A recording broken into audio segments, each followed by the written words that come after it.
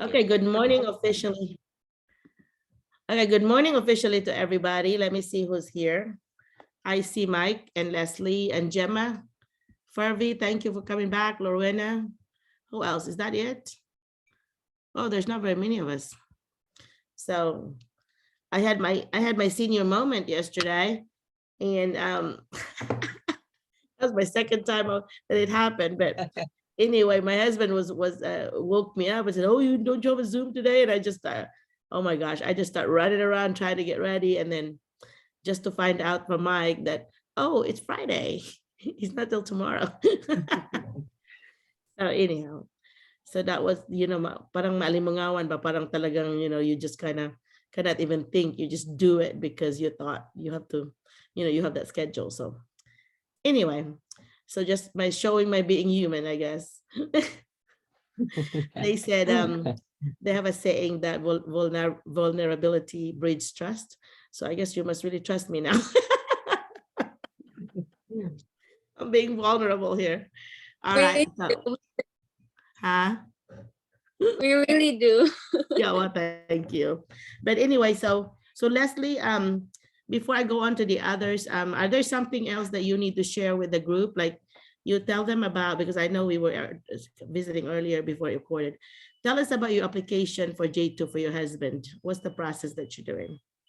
Well, I emailed my visa sponsor about it, that I want to start for their visa. And then they replied that all I have to do is to go to the portal, because I have a portal. I have a unique portal. Each of the J1 visa holder in the global educational concept has a unique portal where we get in there every time you want to do something for our visa or anything like that, for the monthly monitoring thing. So that's where we go. So when they told me that I have to do everything in there. So I filled up the application form in that dashboard or portal. And then right after I filled it out, they sent me a confirmation that they are acknowledging already my application. And then after that one, I was told to wait for an invoice. And then my invoice came 3 days after. And I was really like thinking that, well, it might came a little bit, longer, because in the Philippines, it took me like 2 weeks. I was waiting for like 2 weeks, but my J2, they came like 3 days after, and I didn't have money. What did you do? So what did you do? Good thing that like the next, I think 2 days after, 5 days after, my salary came in. So you was not expecting for a full salary, Doc, because it's just because I came in like 2 weeks late already. So I was expecting half of my salary, and it is not enough. So I was expecting for a half, amount of my salary. But then when I checked my account, it was like a full month salary. So I was able to pay for my J2 invoice, because there are 2 of them. Right. I paid like 2,450, and that is including their insurance. And then I was able to pay. So, and then I was expecting that the documents, the DS 2019 will be sent like, 2 weeks after, because that's what happened to me in the Philippines. But they sent like 1 week after. So my husband already received the document in the Philippines. So I am now on the process of scheduling them. And I paid already embassy payment for the embassy schedule. So I paid it already yesterday. So I can now apply or apply for an appointment. Yeah. Have you booked the appointment yet or not yet? You're still looking at it? I'm still looking at it right now because I want to attend the meeting too. Yeah, you need to make sure you do that today, Leslie, because that's gonna go away, and then you'll be taken to November. Yeah, because I want them to come here on November, prior to my daughter's birthday. She will be celebrating her birthday on the 23rd of November. So I want her to celebrate it here. Yeah, so her birthday is around Thanksgiving here. Yes, ma'am. Yeah. So that is exciting though. I bet they're excited. Yes, ma'am, I am. How about the housing? What are you gonna do with housing? Because you already have. You were looking at a house in Helena because my employers, Mr. Guthrie, Miss Guthrie, his wife, and Miss Debbie Young was like, we're like looking for a house for us in Lexa, somewhere in Lexa where it is a lot safer than here. Mhm. And then they are looking for that one already, and we've found one. I don't think it's ready this, but I would think it will be ready on November. And I think I will be still I and Ati Abby will be living together to, you know, to make the expenses, you know, a lot cheaper Yeah, because I there think are that's two. smart. Yes, And ma'am. you already know each other, so that helps, I Yes, think. ma'am. Yes, Yeah. ma'am. And Yeah. Miss Marissa and Miss Crystal too will be living with each other. Okay. So they're Yes, gonna ma'am. stay in the current house then. No, ma'am. They are also like transferring to a house near the house that they have found for us in Helena, in Lexa, because there are like two houses, and there are two houses in there, and we are like, you know, neighbors. So Good. That's very yes, good. Yeah. That's good. You can still visit each other. Yeah. yes. But anyhow. All right. Well, hey, let me see who else. So Mike, anything new with you before I go on to the next one? I know you just got back from the Philippines. So ISO. um And we're still waiting for the next update about the application. And then while waiting, I'm having my review of the TOEFL now. good, good. Yeah, I think all of you should do the TOEFL. Make sure you keep the receipt and turn it in to Miss Mills this week, and Miss Mills and I should be able to upload your, I mean, no, mail your application, because she said she's putting it together for you guys now. So hopefully she didn't want to mail it without me looking at it. So it will be like a blind leading the blind, but I will print out a checklist, make sure that we check it off, you know, make sure we have everything. So we will see. Well, after we have mailed it, then once they've received it, it's like 2 weeks, supposed to be 2 weeks process, so that we will know for sure, you know, the result. But then if they don't process it within 2 weeks, because you pay the 2,500 premium processing, then they have to refund us the 2,500 if they don't process it in the time that they said that they should. So hopefully we'll find out soon, maybe in November before Thanksgiving. It will be nice to know, you know, what's gonna happen. So that's my hope. That's the goal. All right. So Edine, thank you for coming back. What's new? I asked you guys to get a strategy, any of the strategies that we have shared, and I'm hoping that you all have either, you know, videotaped it, or, you know, just at least tell us what happened if you don't have a videotape, you know. So any of the strategies that we have shared here, or on the face, I mean, you know, support side would be nice. Edine, did you try anything? Yes, ma'am. I tried. Okay, which one? Yes, though. The it's the gradual release of responsibility. Okay, how But did you do that? yeah, but actually it's I still do it with the normal routine I have, like starting with actually I did a video. Oh, you did? Can you share Yeah. it with us? Hey, Because Mike, I can asked you make them sure that we to can share it in multiple people can share? If you can I let, mean, Doc, is it okay? Because I'm not so sure, because it's there with my students, but then our school is under the, you know, PDPA Act. Is it okay if we don't record it? yeah, it's okay. Do not, yeah, just talk about it, because you don't, yeah, you don't want Yeah. to, yeah, you don't want to break any rules, you know. So just talk about it. See, tell us what happened. Okay. Okay then. Like, what lesson did you do? Yeah. Okay, it's math lesson, but although I started with my normal routine, I started with I usually give a math warm up with my students, like exercise with counting. Good. There's a lot of that in YouTube. And Mhm. after that, I give them math drills. And yeah, that one will be 3 minutes. And after that, I made attention grabber with my students. That time when I had the video, I let them like I just let them count. I mean, clappings, give me 5 claps, 4 claps, all those things. And then I start my lesson with, I let my students read first the lesson objective for that topic. And then usually I give them problem solving first. So we always have solve and share. And Okay, then I love that. I will call volunteers to solve the problem and then share it, how they get the answer. And usually there are 2 or 3 of them who would like to do the problem. And then in there, they will have or show different ways to get the answer or to answer the problem. Yeah. And then I will have to let everybody see the different ways to do, and then they will share how they get it. Yeah. Okay. So actually in the video, I let the student also share. Oh, Yeah, that's so share cool. the way or the strategy. And Yeah. then after that, the solve and share. And then I will give them still one problem, like another example through a video from our resource online.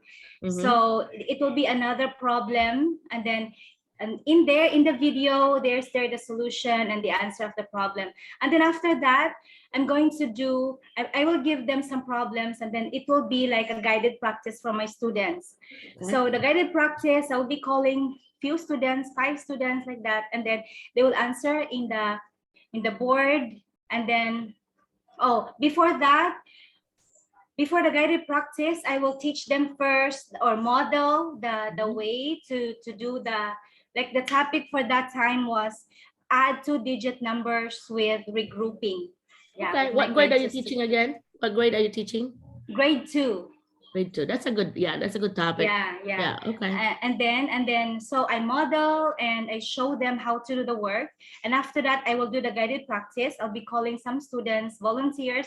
And the way I give I will ask volunteers is that I will students, some of them, they will not raise their hands to volunteer. So what I do is like, okay, who wants to raise their hands first? I'll be calling like 1, 2, 3, and then everybody wants to play games. Everybody is really raising their hands. So the first one to raise the hand after I call 1, 2, 3 will be called. So it's like, so 1, 2, 3, several times I do that. Like, so in that video, I had 5 students to do the practice, and then they do it, and then there and in the whiteboard with everybody, like everybody is going to, okay, I will be asking them, okay, is this way correct?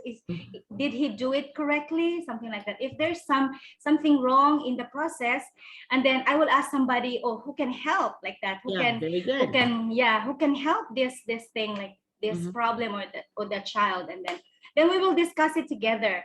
Yeah, so that belongs for my guided practice. And then after that, so I will go on with independent practice. So students will be working independently, and then with that, I'll be going around to mark their work.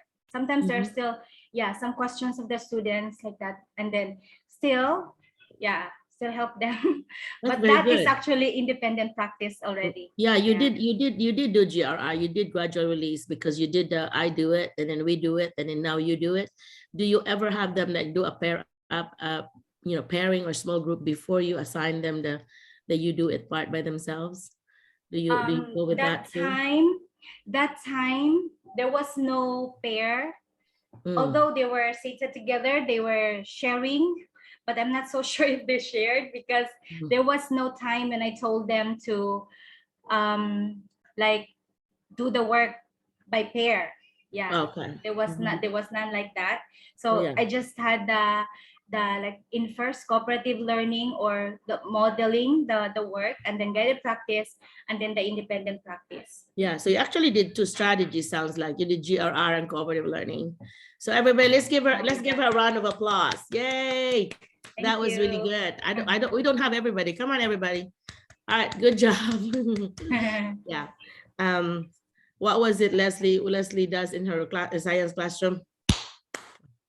1, 2.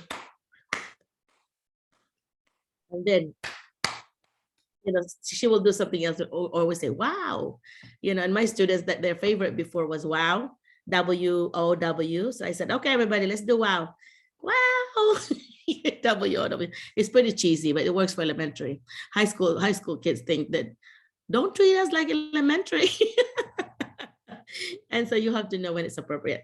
Anyway, I like that you combine the strategies. Thank you so much. I can tell that that's kind of normal for you anyway. Like that's what you do already. It sounds like a very, organic thing for you. And then one thing that I might suggest is when you have your students come up with multiple ways to solve the problem, you may want to ask the class, what is the most efficient way? So if you have 3 people, you know, I have different way to solve it. So you have these 3 people on the board, and then you show the class, okay, of these 3, these are all correct, but what will be the most efficient way to do it? Like if I have to time you, what would be the one where you can get to the correct answer, but in the quickest time? You know, because why that's important is because we have those testing, you know, where they are being timed. So you want them to be efficient. You want them to have fluency. So they call them math fluency. So you want them to have that math fluency, just like we have the, you know, the reading fluency, for example. Yeah, awesome job. Thank you for that. Thank you for sharing that. Okay, so who's next? Let me see. Right after you is that Giselle? Yeah. Hi, Giselle. Do you mind sharing with us? Have you tried any of the strategies that we have shared in the website or here? Hello, Doc. Good evening. Yes, I've tried it this week. I just started my class this week since Yes. from my maternity leave. Yeah, Right. I did really enjoy school this week. But by Monday, I used the multiple intelligences test with them. You did. Okay. What grade are you teaching again? I'm having grade 6, Doc. Okay. So how did they do? Well, I mean, did you do an online one or did you do a paper copy one? No, I just did a paper copy because my students don't have the gadgets. So that's here in the Philippines, we're really very limited. So I'm trying to do it online myself. So it's not done yet because Okay. of as of now we have lots of really works to do here in the Philippines Yeah. because of the 2-year modular learning. So our Okay. students really need uh, some very big help. This week we are I'm my focus this week is having them read one by one, Doc, Mm. because there is really a big problem in the reading in their reading. Even Okay. in grade 6, I have students who still cannot read, and Yeah. that's a big problem for me. Do you use So Dibbles? Do you use Dibbles there? Dibels? Dibbles? That is a 1-minute test that will tell you like the, you know, the accuracy and the that speed. I'm sorry, Doc. You don't know, you might want to Google Dibbles, Dibels, and then do oral reading fluency, which is like ORF. And it's a 1-minute test, and it will tell you the, you know, the accuracy of the kids and how fluent they are and so on. So that might be a really quick test so that you can get your students, all of your students done, and it's the same test that you're doing. You might want to check it out because I think you can get the materials online for free. So yeah, Okay, Doc. So yeah. So you think that would that work I'm for good. you? What did you find out? What did you find out Okay. about their multiple intelligences? Did you do like a summary of their data? Like how many, I mean, do you have so many, which kind of MI? I haven't have the summary of data, but I'm planning to do it because we are really very busy as of now in school. Yeah. So I'm planning to do it by Monday. Mhm. We are advised to do the reading check as of this time because Yeah. So of you have to the meet the class. requirements. You don't have any Yeah. star reading or star test there, do you? You don't you do star reading. What is that? We have here the what we call the Phil E doc. It's a reading test on the levels of the pupils. Okay. That's why we are told to do uh the reading screening test. Right Okay. after that one, we'll be having strategies on how are we going to help our students. We are told to do it per student and based on their capability Mm-hmm. on reading. So Okay. So that's what we are when you had preparing them as of read, now. did you have a lot of non-readers? I think I have out of 33, doc, I think I have 3 That's not bad. non-readers. Yeah, that's not bad. It's that would be what, 10%. That's about expected. In most classes, they always say 10% rule. Like about a lot of times expect that 10% of your kids will be gifted, and about 10% of your kids may be on the bottom. And then so you have your high risk. So that's your high risk, which is your bottom 10%, and then your medium risk, kind of the regular, and then your low risk would be, Sorry, I got it confused. Let me see. Low risk would be your regular. High risk would be your, no. Take three. Low risk would be the ones that you are doing well, okay? And medium risk will be your regular, and then the by high risk would be the one that really struggles. So yeah. Okay. So But and I'm asking because I did not know how it works there. Like I did not know. I remembered when I was a student there that we always did a lot of grouping, like, you know, section 1 as the best and section 2 and so on. So we always kind of did, like, I guess they more of a homogeneous grouping, because there's a lot of smart kids in group in section 1. Do we still do that there? How do you do that in your school? we stay we do that in big schools, doc, but I am assigned it a mountainous area Okay. wherein we only have less pupils. We only have one section per grade level. Okay. So that's Yeah. why we have heterogeneous groupings. Yeah. And Oh, we what? also have here in the Philippines, we have I forgot the term about the it's the inclusion of the special children in the class. I know we have also we have to have strategies for those special children enrolled in our class. So we are just going to help her with lot of life skills Okay. because she has difficulty in Yeah, reading you were and in and out. I writing. don't know if everybody got that too, but you were in and out the volume. So I didn't know if it's mine or yours. Choppy, Doc, choppy. Choppy. Yeah. Yeah. So that Yeah, must yes, be though. your signal. Yeah. All right. Thank you so much, Giselle. Thank you for attending also and sharing. And welcome back to, you know, welcome back to teaching again after being gone. How long were you again gone from school because of the baby? 3 months? Again, doc. How long were you off? Yeah, that's 3 months, doc. 3 months. That's 3 good. months, doc. How hard was it for you to get back to your routine? You know, missing the baby. How hard was it? Did you cry the first day? No, no, I wasn't, doc. I really honestly I enjoyed my classes as a Okay. VP because I Okay. have used some of the strategies. Again, I have used the early finisher Good. What did you activities. do? What did you use? I have printed some activities for them, and they really enjoyed it. And Choppy, my Doc, class is choppy. they Ma'am have the Giselle is choppy. activity. Ano Yeah. daw? You are choppy back and forth. Yeah, I was trying to follow you. But it sounds like you said that you are doing some early finishers. And so did that help you in your discipline? Because it should, right? You don't have very many Yes, people yes, bored, and really do. yeah, it does. Yes, Yeah. it And then, really, really helped because instead of talking with their seatmates or with their friends, they have something to do which yeah. occupy their mind, doc. Yeah. Right, because when kids are bored, that's when they, you know, look for something, you know, they get in trouble for it. Things that they do because they're bored. And so if you don't have an early finishers to use, you may want to use a strategy where you have them help. They become your assistant, you know, your assistant teacher, your mentor, and that way they're helping somebody. So that is their job, you know. So a lot of kids would think that that's really cool, that I'm my teacher's assistant today. And you kind of make a big deal out of it, like this is such a good thing that you have, you know, you're able to reach that level where you are now my assistant, you know. So it's like make it like a really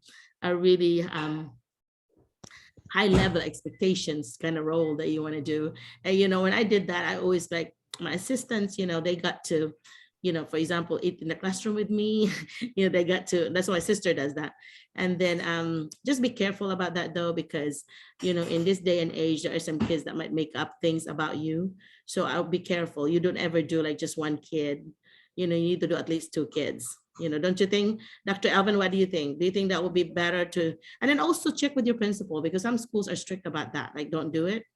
And also if they like you, they think of that as a prize, a motivational thing. But if they don't like you, they're going to think that they're being punished. So So it depends on the relationship you have established. I know in high school, they really think that's a punishment because they want to be with their peers. Middle school too. But if they, you are taking them away from their peers, they're gonna say, oh, you're punishing me.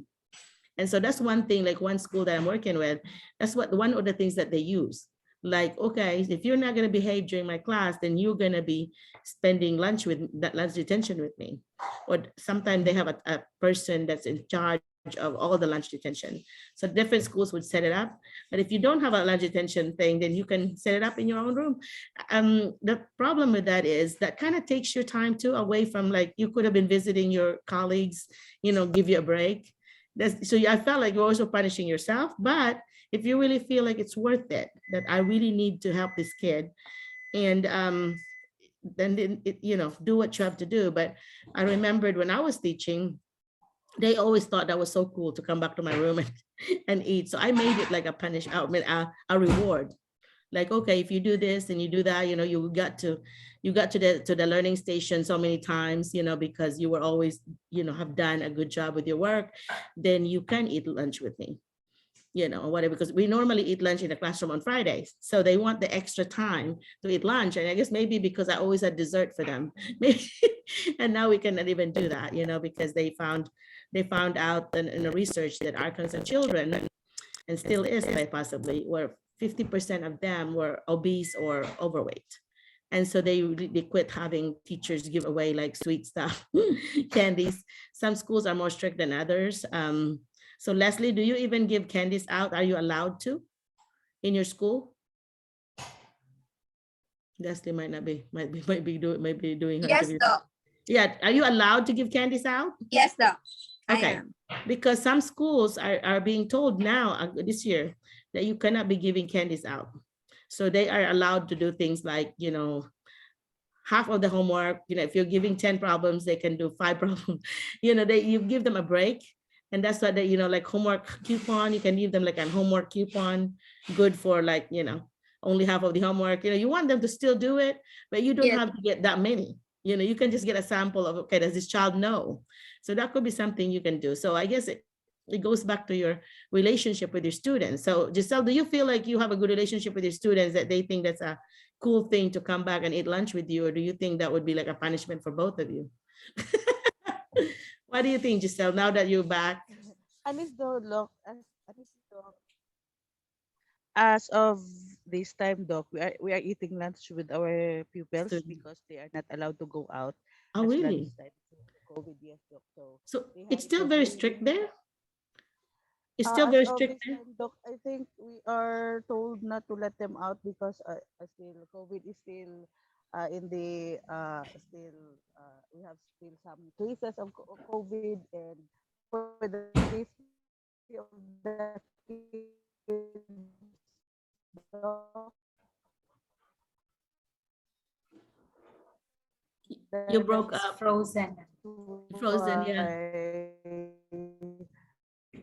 Because Okay, so, here in the Philippines, like there are we don't have to let them out. okay, well, Cannot hear you, Doc. Sorry. yeah, Frozen, choppy. yeah, that's okay. But thank you for sharing that. I'm trying to type here for Leslie. She wants to have permission to leave because she has to do something. So I said for Doc? an interview. Is it me that's also frozen? No. Okay. Okay, Dr. Elvin, what's new with you? Did you use any of the strategies, even like sharing with your teachers or in your meetings? What have you done? What have you used? Before, maybe I'll come in later. I would like to introduce my colleague, Dr. Gemaline Navarro, to probably share her personal experience in our school. So, Good. Sounds good. Okay, Dr. Gemma, go ahead. Thank you so much for bringing somebody. Yes. Good morning, everyone. I am Dr. Gemaline M. Navarro. I'm one of the teachers of Dr. Elvin at Sinunok National High School. He invited me long time ago, when this group chat created, but then this is my only time now. This is my first time to be here because of the household chores. Yeah. Every Saturday I wash, and then during evening time, I'm so tired. And now I have the time. So thank you so much. Listening to you, I regretted why I joined only now. I should have Well. learned a lot from this group. Yeah. Yes. Well, My experience, Dr. Elvin is a very good person. He's my boss. He has the heart. He knows management sa school. And he Very even, good. yeah, I'm so happy because he even recommended me to apply for the most outstanding master teacher in our quadrant. Very Then good. I won. He won too. Oh, Then Monday will congratulations. be our awarding. Yeah.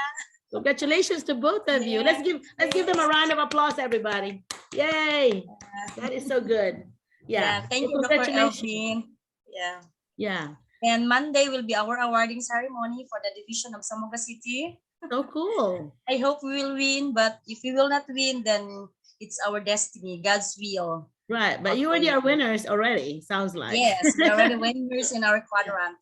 Right, right. That's so cool. Yeah. So tell me more about the master teacher, because I don't really understand that part, because I've heard it a lot that a lot of you are master teachers, but I don't know what that entails. What does that entail? Yeah. Once you are a master teacher, you are also a classroom teacher, but the advantage there is heavier responsibility.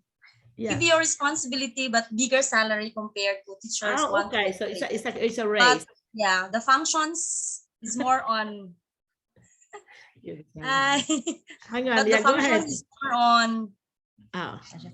mentoring the co-teachers, give technical assistance to teachers for them to be well equipped of the curriculum, the content that they are teaching. Yeah. Okay. The sidekick of the principal. Yeah. Because we usually help the alter ego of our principal to do these things.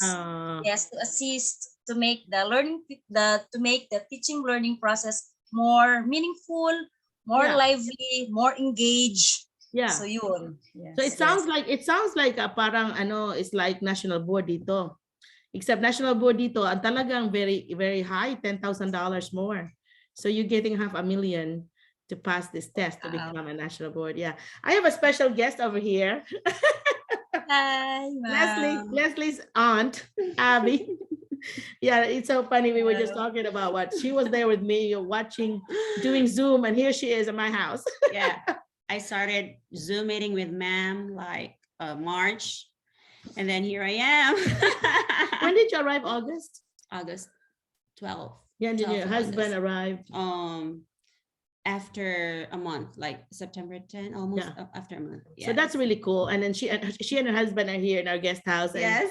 and we've done a lot. Tell them about what we did yesterday. Oh, so I was here since Wednesday night, and so Thursday morning we went to Mammoth Spring Park. State Park. Yes. With the waterfalls. Yes, with the waterfalls. And then yesterday we went to the creek. We caught some, what was it? Crawdads.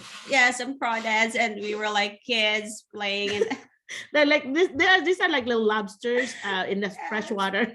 and I was like, oh, this is so nice.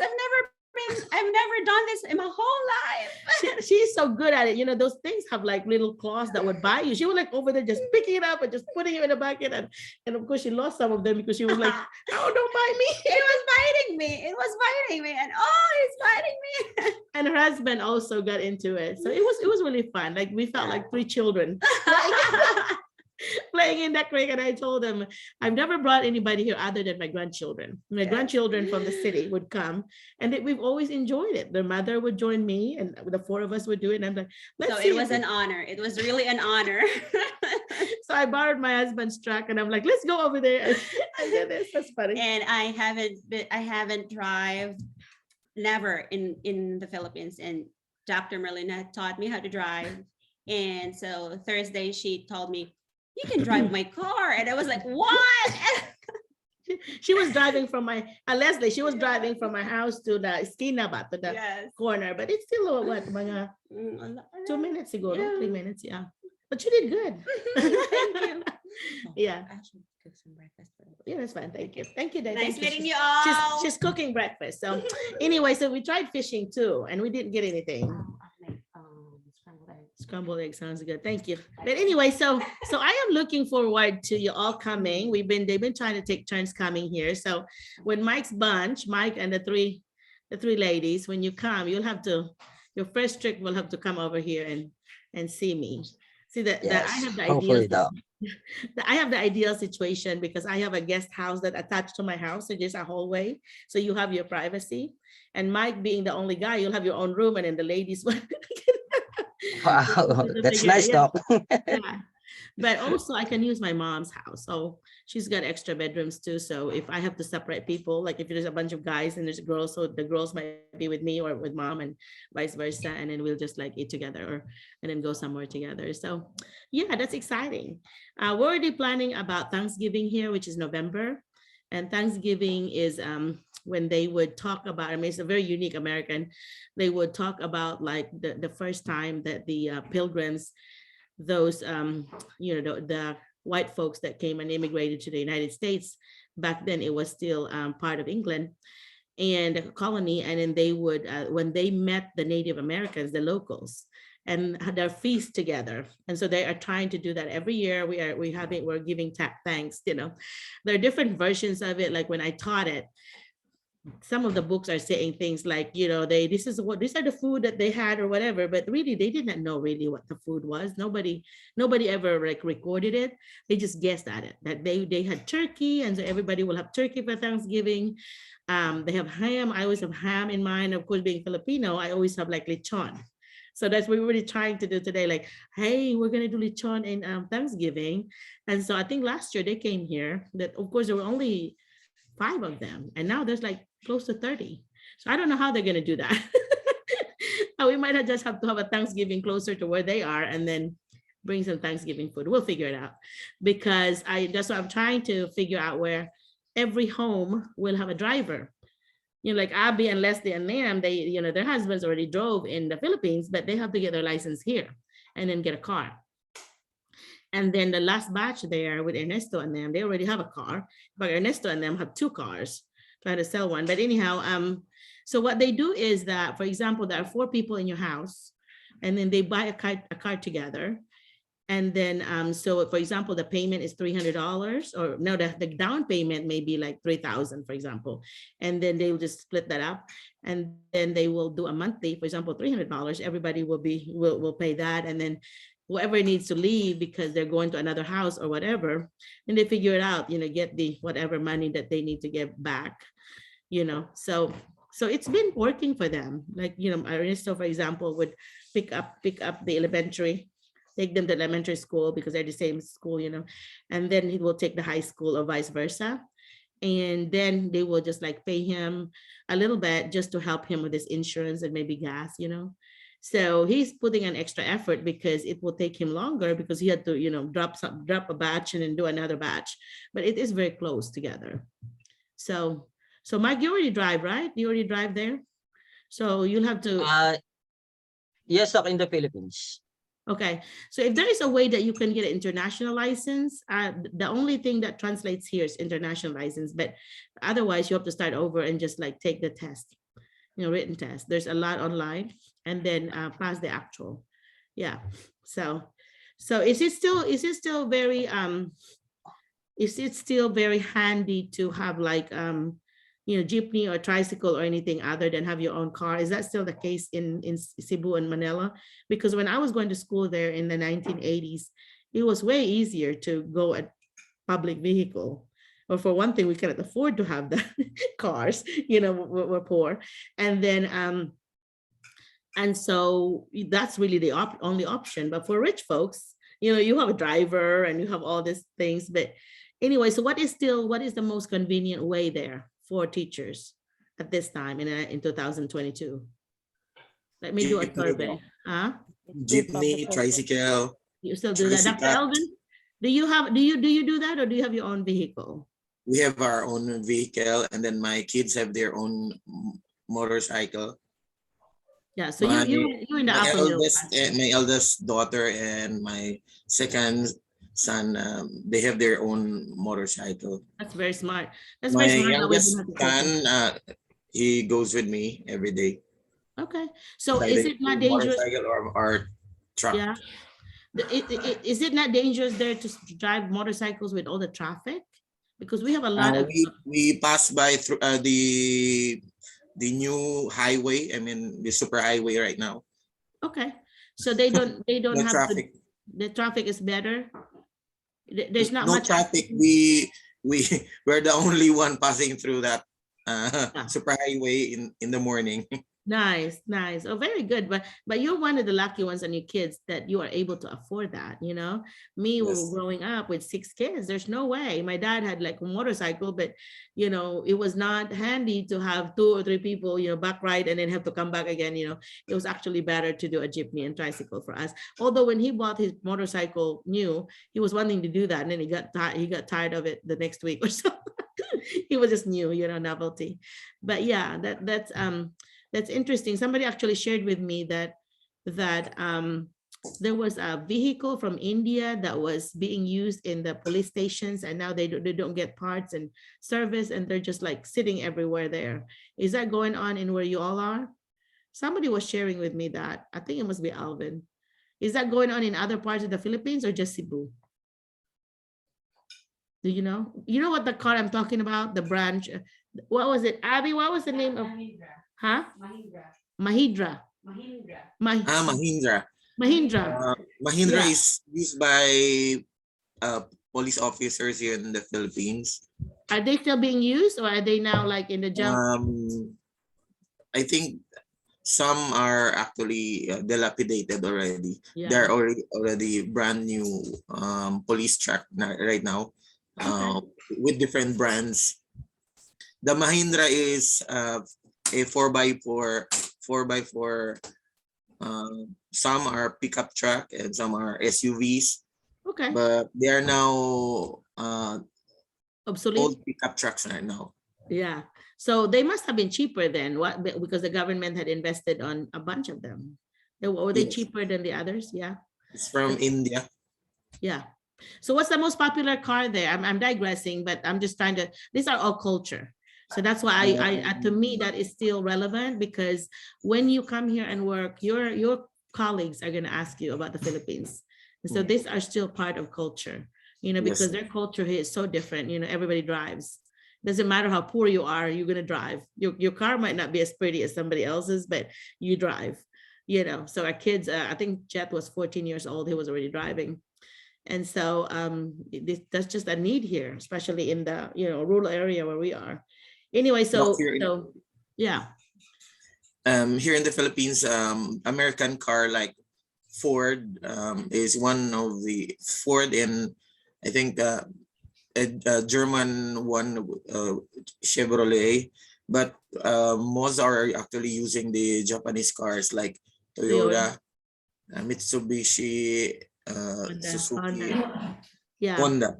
I'm a Toyota girl too. I've always bought Toyota vehicles. My husband drives a Toyota Tacoma. I drive a Toyota Prius, which, you know, which takes you 50 miles per gallon. Daddy, what is 50 miles in kilometers?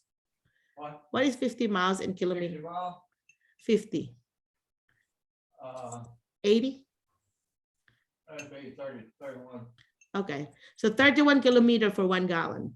So I can go 31 kilometers, which is pretty good for a car, because a lot of times most cars only go like half that. So it's cheaper for me, especially with a 4-hour drive I go every week to where they are. So yeah. Okay, going back to education. So Dr. Elvin, sounds like you have shared these strategies with your teachers. Have you invited them to attend to be a part of our support group? That way they'll see all the strategies that I post. And not yet, Doc, but we'll be discussing probably next week. Monday and Tuesday will be very busy. Actually, Monday will be our awarding ceremony. Activity. That's cool. By the way, Doc, I have one more colleague here, Dr. Chandrina Maglangit. She's right now together with Dr. Jamaline. A lot of people with doctorates there. I'm very proud of you guys. Yeah, go ahead. Dr. Chandrina, would you like to say something?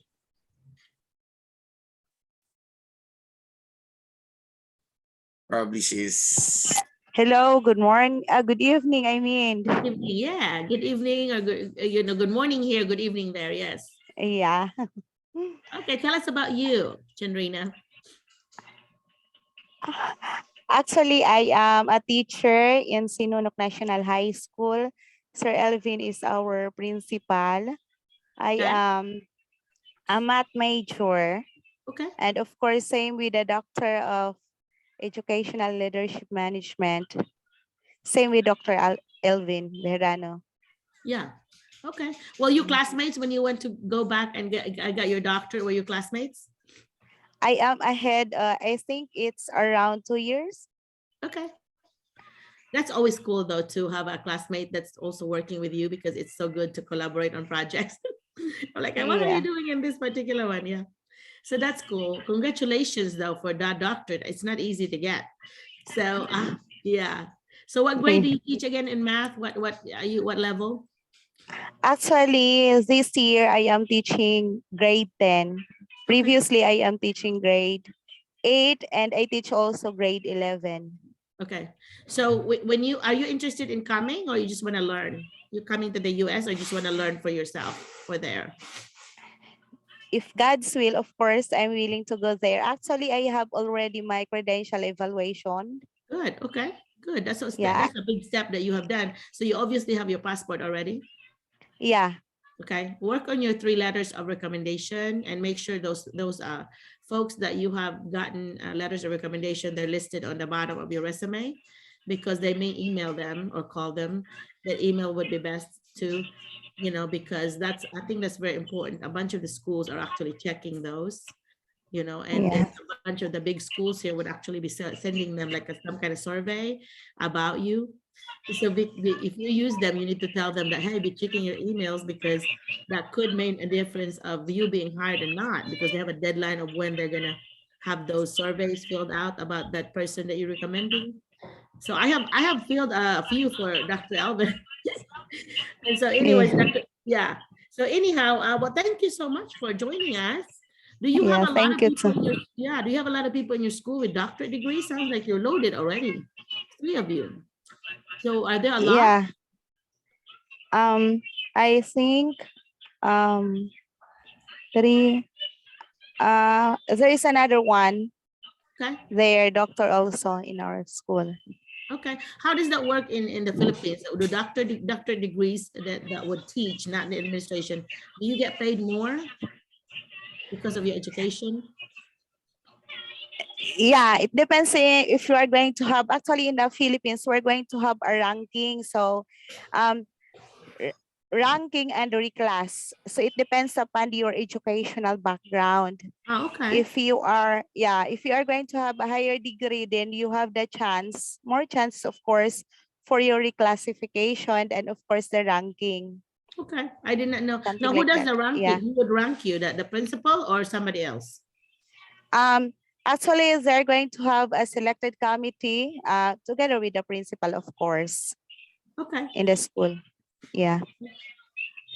Here, what they do here, instead of doing individual like that, what they do is they do the school. They do a reward for school. Like they base it on the scores. So if your school did so well on the scores, then the school could get so many thousands of dollars and then divide it by how many teachers. So they would get at least 1,000 or more, 2,000, like a bonus because of their school. Okay. Yeah. Wow. So like, yeah, it's like all of them, not just like one person. So they do it like individual there. They do it here as like a group. Yeah. So you're doing Yeah. level 1 there, level 2 here. Yeah. Yeah, hopefully. Yeah, that's good. Yeah. So anyway, math teachers and science teacher are actually very rare here. They have a shortage that if you go to www.schoolspring.com, then you can see which states or which area in the world, really, it's a worldwide, that you want to apply, because they are advertising all these jobs in the schoolspring.com. And then a bunch, I think at least a dozen of the people on my list were able to get it through SchoolSpring. They were just emailing me. They keep getting this recording, and then they would email me, oh, by the way, I'm already in the US. I'm in the state. I'm like, oh, thanks for telling me now. I didn't know. They were able to do that on the SchoolSpring. So that's good. And thanks for joining us again. And that is hopefully we will see you all here. We need some more Filipinos here, especially with a doctorate degree. I think that's really amazing. I think I'm very proud of that you went above and beyond. And Dr. Yeah, thank you. Yeah, thank you. Thank you also the opportunity for Yeah, you're giving us this welcome. You're welcome. opportunity. Make sure you send me your resume. That Dr. Elvin will have all my information, resume and cover letter, and I'll send you the other list of requirements whenever I get your first one. But to get your cover letter and resume, then that could get you in my list, and then we'll just add whatever information you need to send me more. Okay. Yeah, thank you. Okay. All right. So I have Miss October. Thank you so much again. Miss October, tell us about you. Have you used any of the strategies that we shared here or on the website or in the support site? Okay, are you muted? Yeah, you're muted. You're muted. You're muted. Thank you. Good evening. Oh, good I just evening. arrived. Sorry for being late. I just arrived from my work at night. So Okay. sorry for being late again. And it's been like 2 weeks I'm not around because this past 2 weeks is quite a roller coaster here in Vietnam since it's an evaluation week for kids promotion to the next level. So we're not in the classroom setup for this past 2 weeks. We're just in our table and do some things. And then we do showcase demonstrations, including the admin and the parents of our classes. Wow. Okay. So it's almost like I think more of an open house or parent teacher conference here. Yeah. It's not, well, having your demonstration, yeah, it seems like, but having your class demonstrations. Yeah, that is so cool though that you have. Is that common there or is that something that your school does? It is my school does like twice a year. Well, sounds like you're very good at school there and very good administrators. Each semester. Yeah, every semester. Okay. Well, they have like they call it here like literacy night, where you have like literacy, things that go on, making poetry, making stories, all this. And they do like stations. They have math night here. And then they have stations for math, manipulatives and things. And they have science night. They have usually on science, they call it STEM night. So they would do this, the science. We do such things as STEM nights, STEM science fair, English fair. We have a bunch of Filipino teachers too, and then we managed to suggest it to the administrators that we could have like literary musical day, just like that, more on English club. We do such thing. I think the more that you do it like that, the stronger your home community connections, because the parents know what you're doing. Yeah. And I think if you are a private school, are you a private school or public? I am in private school. Yeah, that's also a thing that owners of the schools do in order to make them above and beyond the others. And it's like it's almost like a commercial for them, like we have better schools because we do this, right? Exactly. Yes, so they're ranked higher. The schools are going to be, parents are going to be willing to pay more because of all the different activities that you do. Yeah, exactly. Yeah. Do you do history day? Because we have a history day also. So every area actually, so they have history day where they will just do, some of them would come in as a character from the past, and they would talk like them. Like, for example, they dress up like a president and they would talk like, about the biography of this president or guess who I am type thing. Yeah. Do you do anything like that, or you just usually do the math and literacy? When it comes to mathematics, it's like in each level, they got 3 kinds of mathematics, 3 subjects of mathematics. So all in all, they got 15 subjects in each level. So they got 3 mathematics, like business mathematics. Even if they're youngest level, they start having the primary, like first grade, they got 3 kinds of mathematics. Okay, well, that's cool. That's cool. So so are you thinking, or have you done any of the strategies we mentioned? The usually because I choose to have like the science subject, so I use the interview based for my for my students. That's very effective because the preparations that I made for my demonstration, because I am teaching 15 months to 18 months old. So I include the parents and they love it. Yeah, well, good for you. Sounds like you're doing well. What's the expectation there? Like in America, the expectation for science is that they have to have at least 1 lab every week. And some schools that are poor, they may not be able to afford all the lab materials, like the site that are really good science labs. So they do virtual labs sometimes, or demonstrations. They use some of them would use YouTube or whatever, demonstrations there. It depends Yeah. on the teachers, but as most of the time as a teacher in science based, you always like be only a facilitator. So with teaching on this young level, so all I can do is integrate the sensory method, and that the parents usually are zero English. And it teaches both parents and kids, because I always have this kind of goal that not just the kids that we're going to educate in learning English, also the parents, because it's not it's more effective to us to teach these kids if the parents also do the same practice when they went home every after school. They support you So- that way. Yeah. Yeah, It's very it's good. more open. It's more open because most parents are still have this kind of behavior that's scared and shy to learn, and then they have this attitude that I have a lot of money, so I send my kids to the very, expensive school so that they can learn English. It's like, no, that's not how it happened. That's not how learning goes. We have to help one another here. So it's like we Right. open ourselves to involve them. That it's Right. okay, and it's easy, and it's more faster Yeah. to kids learn if you guys also learn and practice it at home. Good. And I think that's so important. Sometimes that piece of the parent involvement is missing. Some schools here would actually have like a parent involvement, like logbook.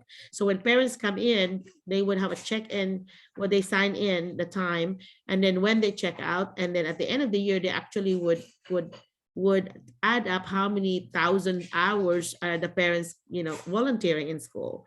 And of course, it's very strict here. They have like a background, and if you're going to volunteer at school, they're going to do a background report on you. The SRO, the school resource officer, would actually check a background, make sure you are not, you're not a criminal, and you're not, you're supposed to be around children, because some of them have to register as a sex offender, and they could not be, around children, or they cannot even live so many feet away from the school. You cannot be in the neighborhood by the school, because if you are a registered sex offender, and then their pictures and their information and their address is being posted in the website of the police school, the police Yeah. station. Yeah, so we have some parents that are so obsessed about. Okay, they're also restricted to do such thing.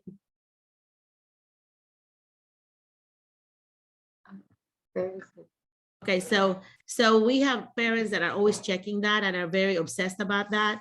If they were like, oh, there's a sex offender about 10 miles from me, and all that. So yeah, I mean, it's a very that's a very natural thing for us as a parent. You want them to be safe. You don't want somebody stalking Yes. and watching. Yeah. And so how about like the transportation? Pardon. My husband is having a coughing fit, so I try to. Okay, hang on. I'm trying to save my throat though, because it's been using the whole day. So how do the kids go to school? I know they have money, so they may be driven by the drivers or their parents. Is that right? Or do you have school buses? We are here in the schools. It's located at the center of the city, which is just so close to each other. They call it like a compound, and yeah, it's like if you own an apartment in this complex, you have 5% tuition fees because it's an international school, so it goes like that. Yeah. Some of the schools, I know when I went to Saudi Arabia, they were providing housing for their teachers. Yes. They provide you housing? It's $500 per month. Yeah, so that's good that they provide food, or no? Just No, housing? no, actually, but we have like if they have these special occasions like their honking, their holiday, we will receive some bonus like $200. Okay, well, that's nice. That's nice. You know, it's so interesting to me that you know, the experiences of teachers across the globe. You know, you are in Vietnam, right? Vietnam? Yes, I am in Vietnam. Yeah, so Vietnam, that's your Vietnam experience, is an international school, but I have visited a few international schools all over the world, and it's so neat how they are trying to get better because they're competing against each other. You know, Exactly. because yeah, because they would say, oh, this school is really popular because they do this.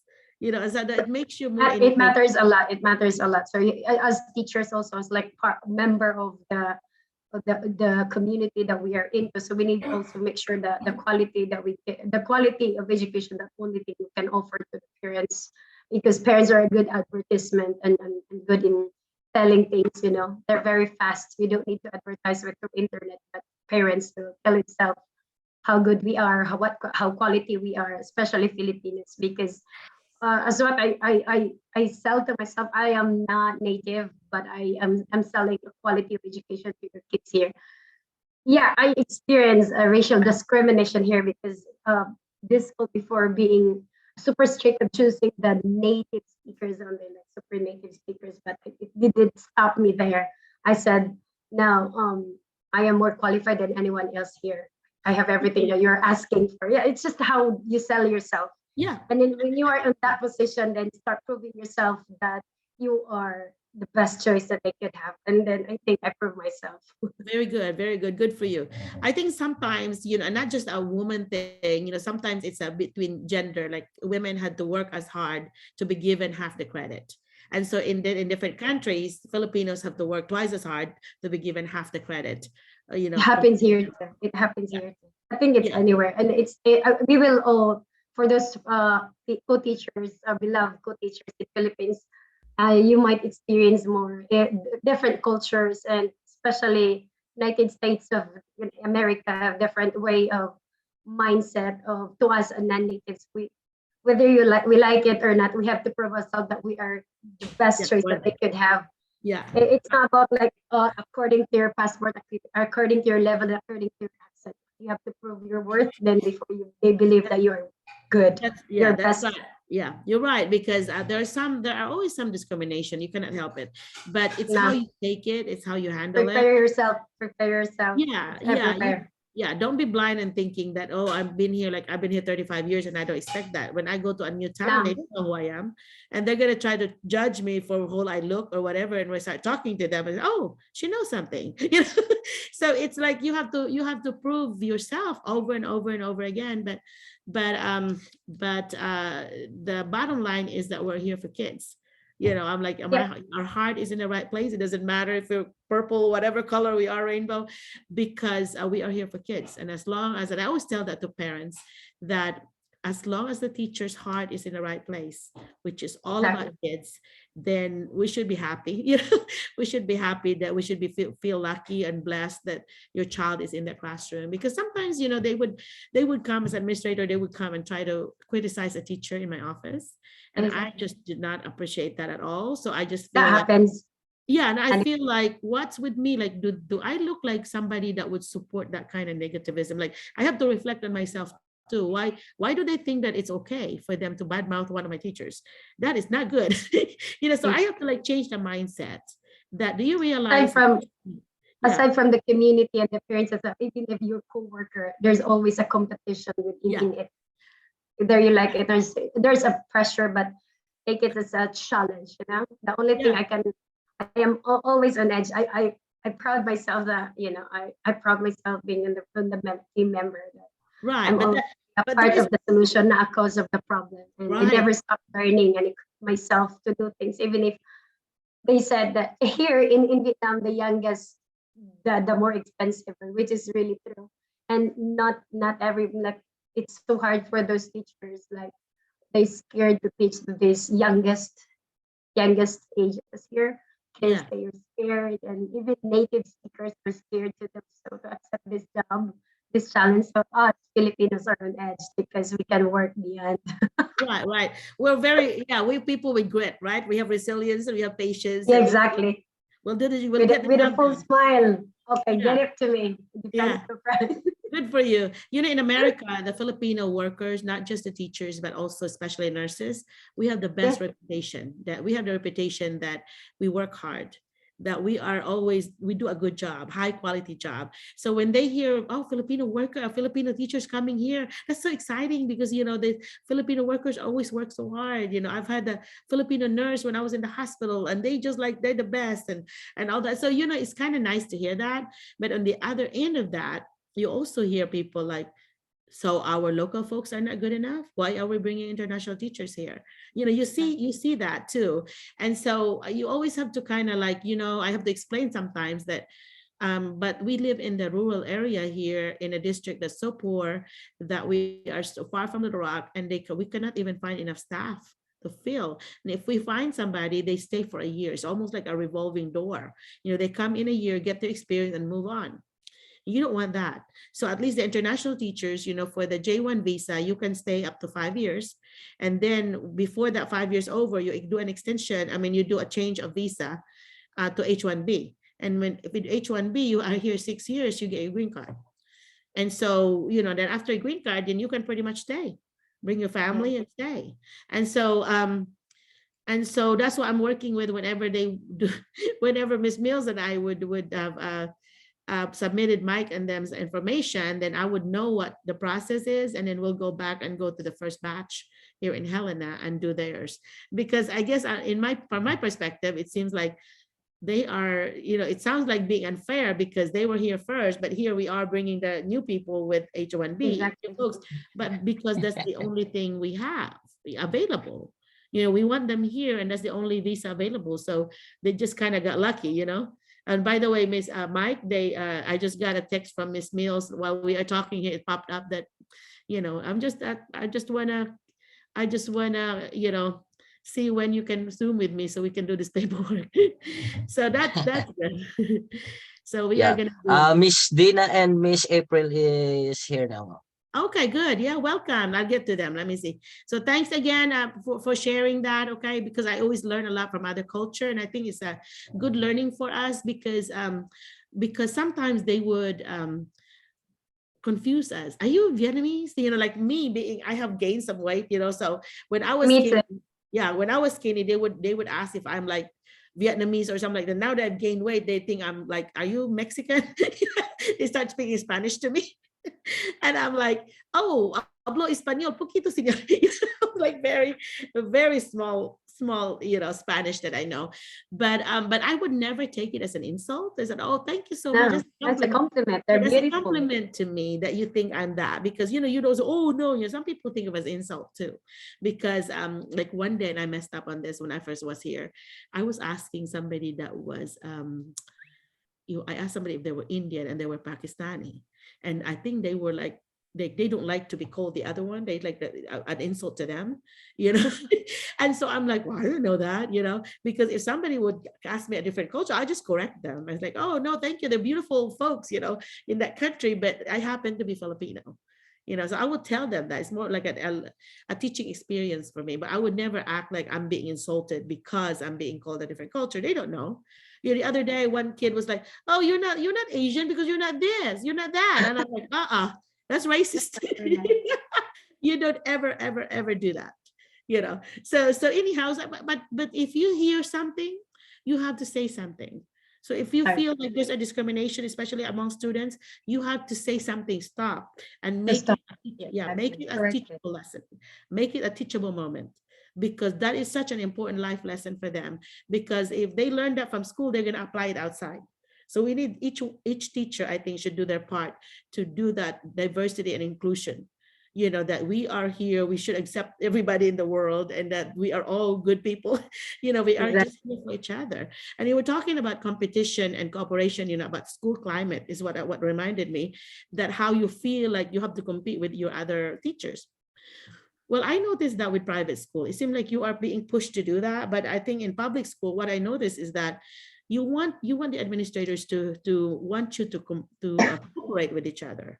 You know, there is such thing as a competition sometimes, but a healthy one, not always, because it should be a cooperation. You should be feeling like we are one team.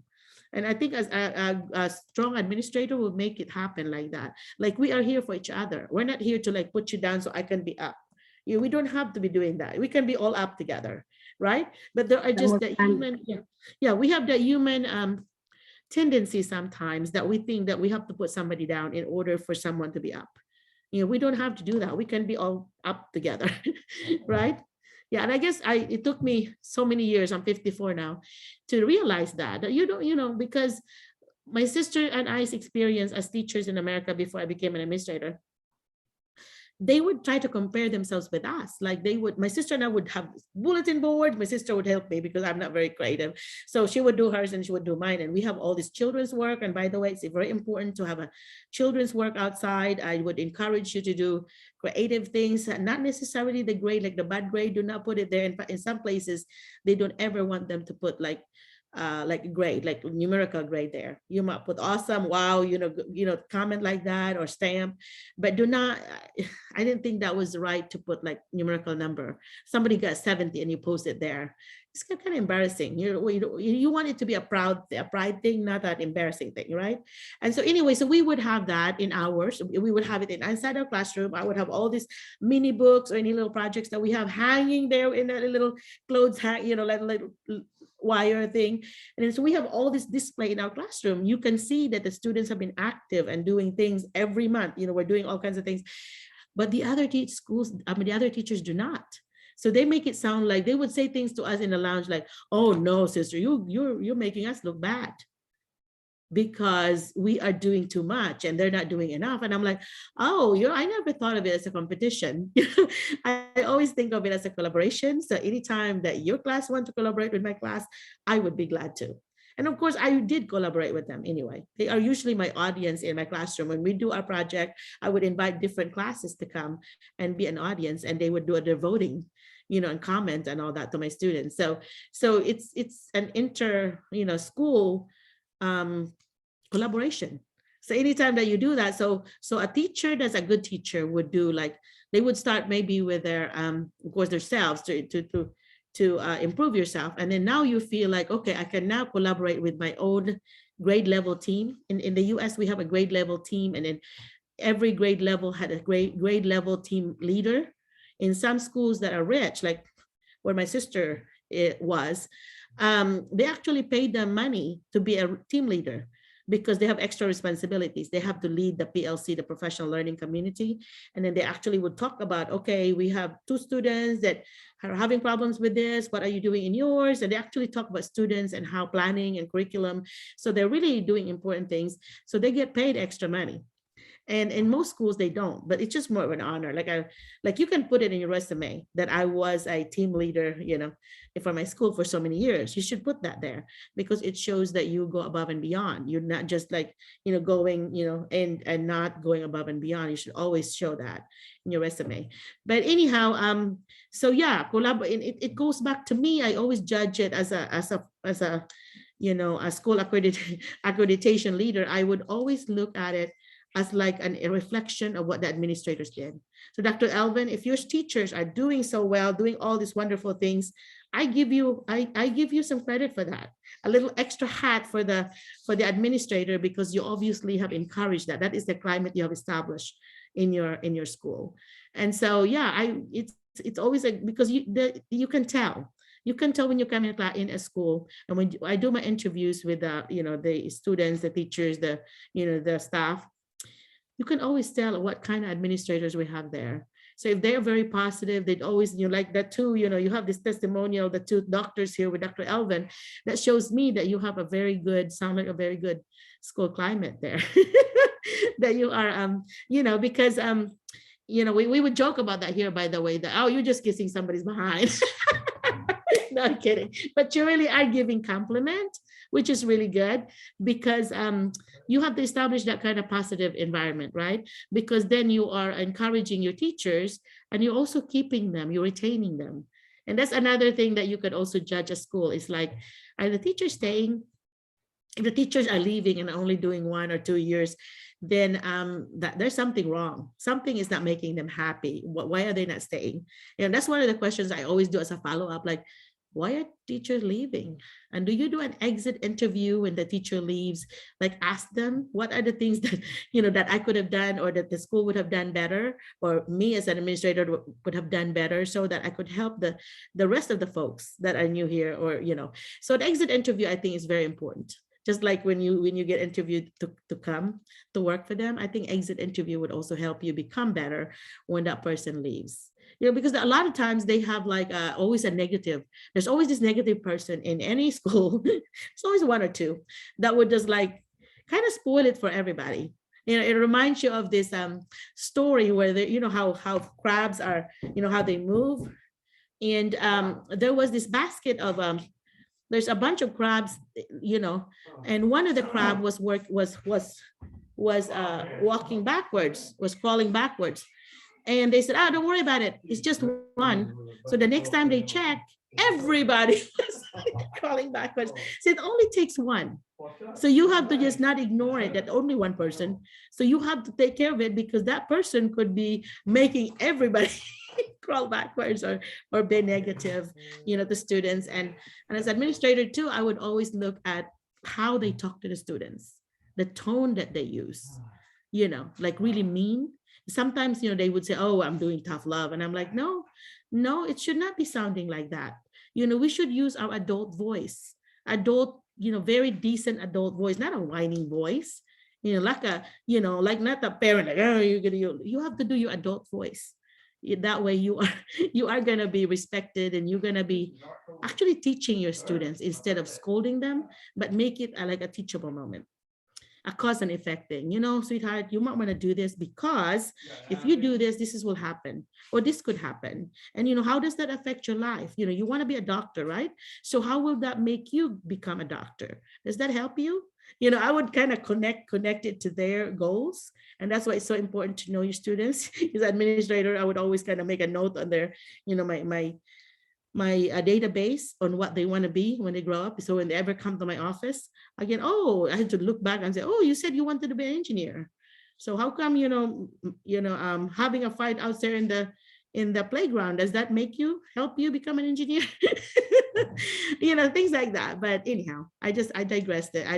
But for those that are new here, that's kind of what we do. We just kind of roll with it, whatever comes up. Yeah. Any comment, Dr. Elvin? We have another colleague here, Ma'am Amina Aban. Probably she would like to introduce herself. Are these your teachers too?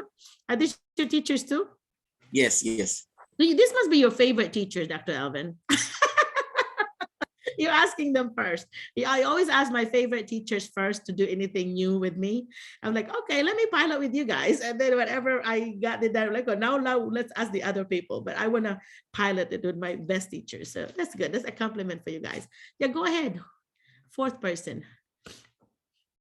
Ma'am Amina, would you like to say something? Welcome to this meeting. Yeah. Welcome to this group. Hello, Ma'am Amina. I hope you're listening. She might just be trying to come in. Does anybody see her? I mean, I'm trying to scroll here. Hello. Oh, yeah, hello. Hey. Good evening, Doc. Good evening, ma'am. Good evening. Did you Can want I to just see? off cam my because it's already dark here and I already removed my veil, and also to save my bandwidth. Yes. No problem at all. Yeah, just talk Thank to you, us. Doc, for acknowledging me, and thank you, Mom, for this what's this insight. Actually, this is my first time to join the group. Okay. This Zoom. I hope you do come back and listen to us, because, I learn a lot every week when I talk to everyone. I'm not just like the one teaching. I felt like you're all teaching me as well. That's why I ask you questions about the things in your school or whatever, because I'm also learning. And I use this when I do presentations. So, oh, I have one teacher shared with me that what happened, So tell us about you, what you teach and how many years of experience and so on. Actually, it's already I'm what's this? Nabubulol tuloy ako. I've been teaching in Sinunok National High School for almost 4 years and just recently 4 years. I turned 4 years this September, last September 25, and it's also my birthday. So thank you, Doc and Mom. And as of the moment, I'm enjoying my teaching in Sinunok National High School, and I'm still working for the what makes me grow as a teaching profession. And I want to learn more, to explore more, both local and international. So I think this group will make me more, will enhance more my ability or my this capacity as a teacher. So that will help you grow professionally and hopefully personally too, huh? Yes, Mom. Thank Yeah. you. Oh, that is good. I'm so glad that you joined us. So I always will send these the recording of these to everybody. So if I don't have yours, make sure you get my address from Dr. Elvin and email me with your cover. If you want me to put you in my list that I send out to administrators here, my last name, McCullough, Merlina@gmail.com. That is how you just look on my tag here on my picture. And so my last name, first name, no space, and then @gmail. So if you send me cover letter and resume, and if you have, to me, it's so powerful if you have at least 3 reference letters. You have one from your colleague and one from a supervisor, if Dr. Elvin would write something about you, and then a character reference. So if somebody know you as a person, it doesn't have to be a teacher, but can tell us what kind of person or teacher you might be. So we would like to know about that, because these administrators, they don't know anybody, they don't know you. But if somebody else, another administrator, another teacher would tell about you, then that kind of adds to their knowledge of who you are. And we give a lot of weight on reference letters. So if you have that, I think that's a really good thing. Okay. Okay, Mom. Thank you. Right. Yeah, thank you so much again. Okay, I'm gonna go back, make sure I've covered. Okay, see, Juanito is here. Juanito, you want to talk to us? Yeah. I'm sorry. Are you still it's already what there? 10 o'clock. You're still partying outside, huh? Actually, we're just done with the events, Doc. We had actually a wedding a while back. That's why, Okay. Whose wedding was yes. it? It's a wedding of a client. Oh, This I mean, is my, my part-time job here in the Philippines. your side job, yeah. Yeah, Yeah. they call them side hustle. So you have a Yes. side hustle, yeah. Yes, I'm Well, so sorry I cannot open my video because, the signal is very not Yeah. strong actually. I understand completely. I have talked to you, I have your video, so yeah, that's fine. So since you have attended our meetings before, have you learned anything that you have applied in your classroom that you would like to share? Because I would like Actually, to talk strategy. I need to say again, thank you so much for the strategy. And we're in, I actually completing and making it more powerful, like the 6-2 and the 6-1 strategy. That's it. I even reversed that, Doc, wherein I have group of 6 wherein 2 of them will actually talk in 6 minutes because Oh, my that's so students, cool. yeah, but they actually feel so nervous about it because of the time exactly was given because of 6 minutes time. Wherein, sir, the last time you had was 6 minutes of you and then us is 2 minutes. Now it's actually reverse. Then I'll be talking for 2 minutes and then 6 minutes because actually, Doc, my students are actually in grade 10. Well, and I am actually preparing them to express themselves actually because the next year that would be grade 11 to 12. And That makes sense, actually. You're making them critical thinkers and problem solvers.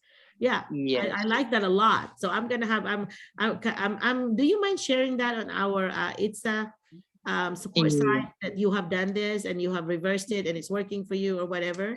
If you don't mind to do that, I would love, because I always want to give everybody credit. If that is your idea, I would like for you to take that, credit, because anytime somebody would take somebody's credit, like an administrator taking a teacher's idea and making it their own, that's a very red flag for being a weak administrator.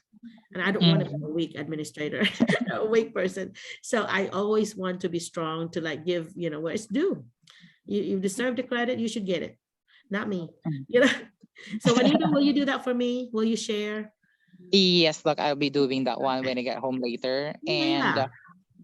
actually, I have this observation already for the face-to-face class. It was actually an experimentation of the class wherein I practice actually that strategy. Oh, And we have this LAC session by next week, and I am the speaker for the LAC session. oh, good And for I'll be you. sharing actually the strategy of that because my coordinator in the social studies department appreciates and wanted to practice actually from the grade 7, grade 8, and grade 9 to Good for express you. now freely themselves as early as that kind of year that we have here in Santo Niño National High School. And we are now actually developing that also in grade 11 and grade 12 because that Right. is very important. They need to talk actually because for the trending and the way we actually teach now, the teacher doesn't talk anymore. That's actually the observation wherein we ask the students to express themselves every time. Right. But there should still be room for teaching, even though they call them mini lesson. You should have at least Yeah. 5 to 10 minute or maybe 15-minute mini lesson because you have to correct misconceptions, you have to debrief, Yeah. you have to like say, okay, this is what, this is what I learned or what you all have learned and shared, that happened a while ago. Now let's debrief it as a class. Okay. How will you use it? How will you then, so you always have to, if anytime that you use a strategy, you always need to try to have a debriefing time. Even just as little as 1-2 minutes debriefing. You just have to kind of wrap up. It's called a wrap up of the strategy. So you're actually anchoring that learning, saying that, okay, brain, you need to remember this because this is important. That's why I want to debrief it. Before you go on to another strategy or another topic, always debrief the last one because that is you telling the student's brain to keep it in a long-term retention, not in a short term. So that's a very important part of it. But that's a good point, though. I really like it that your students are talking because this classroom discourse is a very weak, weak thing that some schools are skipping. Yeah, that's So, very important. yeah. So do you do speeches? Do you do things like that? You encourage students to like do debates or speeches or, Yes, how do you do actually, it? yeah. I am the trainer for the debate and essay writing in social studies. Okay. And we are now preparing for the contest, of course. Of course, being the advisor, I need to do the talking and giving them examples of debate. I even invited my former student who happens to be a national winner for the debate, being the speaker and Okay. sharing actually now.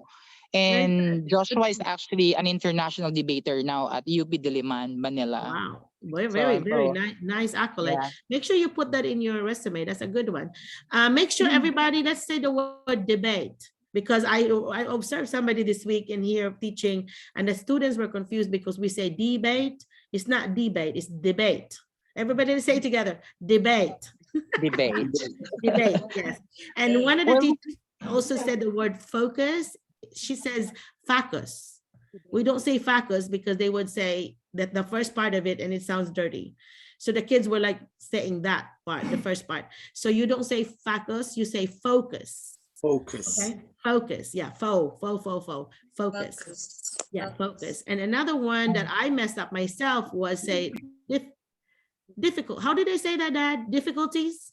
How did I say difficulties when I came? Difficulties. That's what we do it in the Philippines, difficulties, but difficulties. So it's the accent where we put it. Because the students get confused. They would look at you like, what did she mean? Say it again. What did you say? Because, and of course, whenever I'm observing our Filipino teachers or international teachers, I would actually ask permission. May I speak with your class? Especially when I see somebody making fun, like they make fun of names, they make fun of how you pronounce and things like that. I would always talk to the students, guys, you have to remember our international teachers just arrived here. Okay, so you have to consider that we speak a different language. Can you think of it if you ever went to the Philippines and are expected to talk in our language the first month, how well will you do? And they look at it like, yeah, no, I can do that. And I'm like, well, there you go. And you're expecting our international teachers to get it perfect the first time when the English is one of the hardest languages to learn. So, you put it in perspective that they can do it when they come to they come to my husband and said, I would never want to be able to learn your language. We've been married 35 years and he knows maybe 50 words. 50 words. But anyhow, so it is, you know, just put it, always correct students, I guess. I mean, I do it nicely, but I want them to look at it in a perspective of, you know, what if you are in their shoes? You know, Mhm. I mean, that's a learning thing. And one more thing, just one, doc, and maybe we could have sometime a pronunciation practice, because Filipinos actually are not good speakers when it comes to pronunciation in America, in Australia, in Canada, like that. Mhm. So at least exactly now the proper pronunciation, so that during the interview that we'll be having in the future, we have now the correct pronunciation, everything. Because Yeah. most of the applicants actually in the agency that I mentioned before, doc, if you happen to remember that one, Mhm. when they refuse now to speak every time we have this session because of the pronunciation, they actually, it's a language barrier. They actually inform Oh. us, language barrier. Well, they should not feel that way though, because I always make it, you know, this is a safe place. I'm never here to insult anybody. Okay, it's always from a heart, from the you know, from the heart of love, of want you to help. It's from the helper's perspective, because I don't ever want to insult anybody. A common thing that we say during interview is colleague. It's not colleague, it's colleagues. Okay, colleagues, colleagues. And then you don't just say USA, you say what, everybody? The USA. Okay, you The don't say US. Philippines, you say the Philippines. Okay, those are some things that are very simple correction. But once you do those, then you sound like a native here. So it's just a matter of putting that article down, THE. But I remembered myself not doing it. But because I've been here this long, it's automatic to me. I know when it's needed and I know when it's not needed. But yeah, so the and the A, I always got confused when I will use it. The man, the teacher, a teacher. And then I'm like, okay, so that means only that particular teacher, only one. A teacher could be a teacher, any teacher, you know, but I might not know that person, any teacher. And so I got confused on when to use that. So just remember the teacher, you're gonna pinpoint it, the Furby is the teacher that will get, you know, the reward or whatever. And so anyway, so yeah, remember that article A, and the are very important to put in before your nouns, you know. So that Thank you, doc. Thank you. the Philippines, yeah. But that's that's of course, you know, that English is not our native tongue. So it's very normal to have some mistakes, but know that whoever's interviewing you, they'll never make fun of you. You know, sometimes they might do a subtle correction by saying, oh, you mean you, I mean, they don't say you mean, oh, your colleagues, you enjoy working with your colleagues. And I kind of give you a hint that this is how you pronounce it, you know, but they would never, like me, that I would actually tell you, you need to spell it, you need to say it this way, you know, because I'm wanting to help you during your interview. But the interviewers here, when I was in the other end, you know, listening to them, I would never correct. I'm just like listening, taking notes, you know. But then if you're Filipino and talking to me, like here practice, I would want to correct you because I want you to do a good job during interview, because that does make a difference between you getting hired and somebody else. You know, that I know talking to, like, for example, Leslie and Abby, that their interview, both of them were offered from two schools, very neighboring schools, but both of them got offered from two schools. And it's because they interviewed really well. And so, because they told me, the administrators told me that I want to hire her because, you know, she did so well, did examples whenever she was asked a question, she answered it. And then she gave specific example of, you know, her situation, her context, you know, in her classroom or in her school. And so anytime that you are asked a question, always try to think of an example, because that will make it unique. That will really be you. They could not just change that to any name and it still be that person, because it's specifically yours, because you gave a specific example. So so I would encourage you to do that whenever you're interviewing. Okay. All right. So who's next? Furby, do you want to talk to us, Furby, or April, or Andina? Any of you, Andrina, any of you want to come up? Good evening, ma'am. Again, Juanito. Yeah. Who is this? Yeah, Furby, go ahead and talk to Furby. us. I know you've been here before. Yeah. I've been listening here for 3 weeks now. Okay. Well, thank you for coming back in. We must not have Yes, been too boring. and I've learned all that. Oh, good. Have you applied any of them in the classroom? Because our brain will forget things if we don't apply. And I always, when I do workshop, I always tell my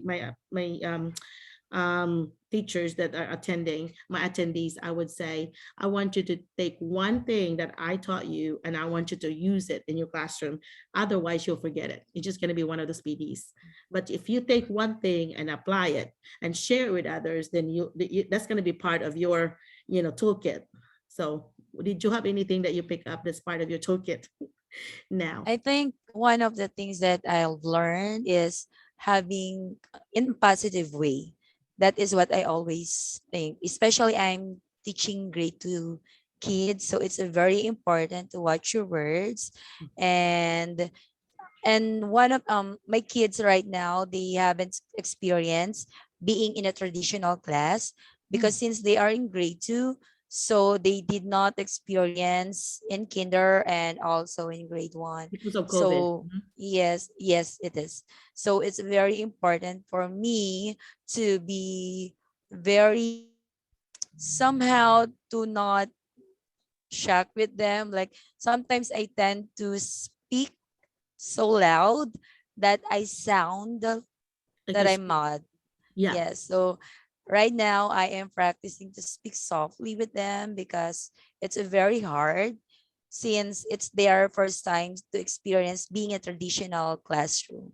Good. I'm so proud that you are reflective like that, that you Yes, are really, you are intentional, because we should do that. Because sometimes, our lives, we have so many stresses in our lives.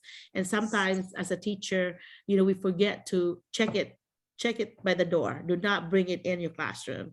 But sometimes life happens, And so because you are very intentional that you want to be, a kind teacher, a caring teacher, that's gonna stay with your kids a long, long time, because they're not really gonna remember any of the worksheets you do, but they're gonna remember how you are making them feel.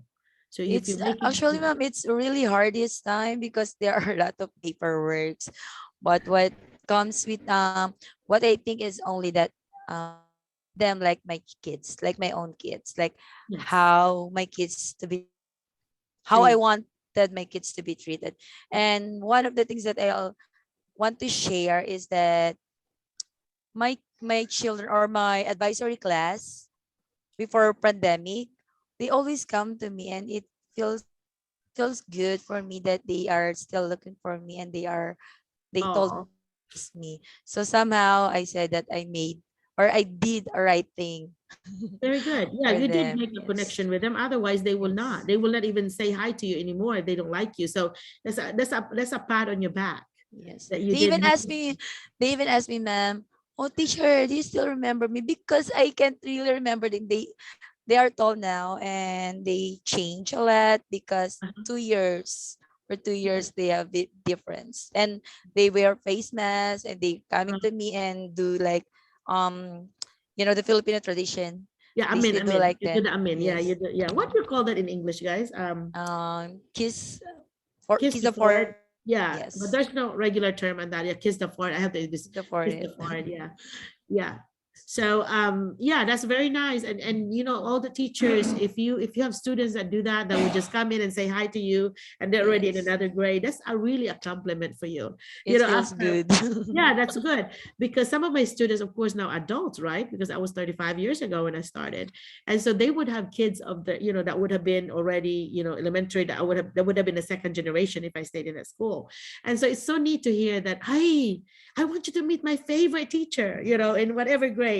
And then I said, oh, we did this in her classroom. We did this. We did that. I mean, to share that in front of their students. To me, that's just like, oh, made my day.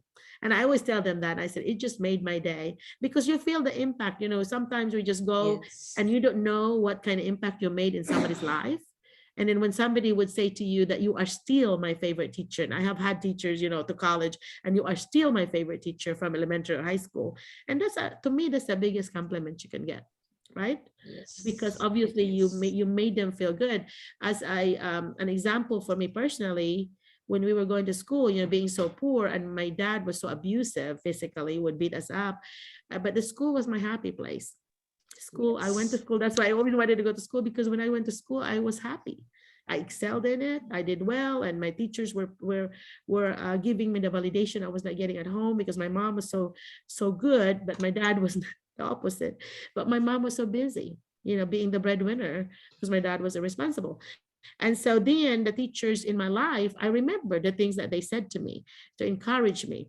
And to, some of our members in our support group there were two of my favorite teachers. And one of them, I said, you're one of the reasons why I became a teacher. The kind things that they did and so on. You don't remember really specifically the content. Sometimes you remember how they make you feel or the activities that you did that made them happy.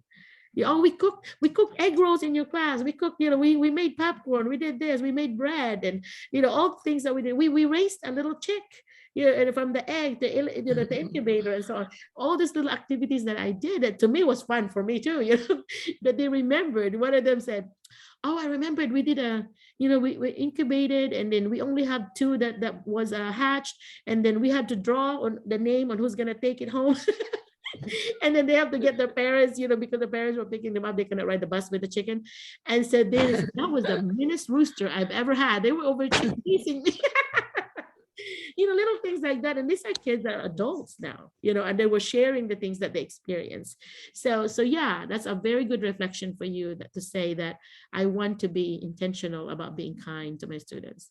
Yeah, and I hope everybody does that.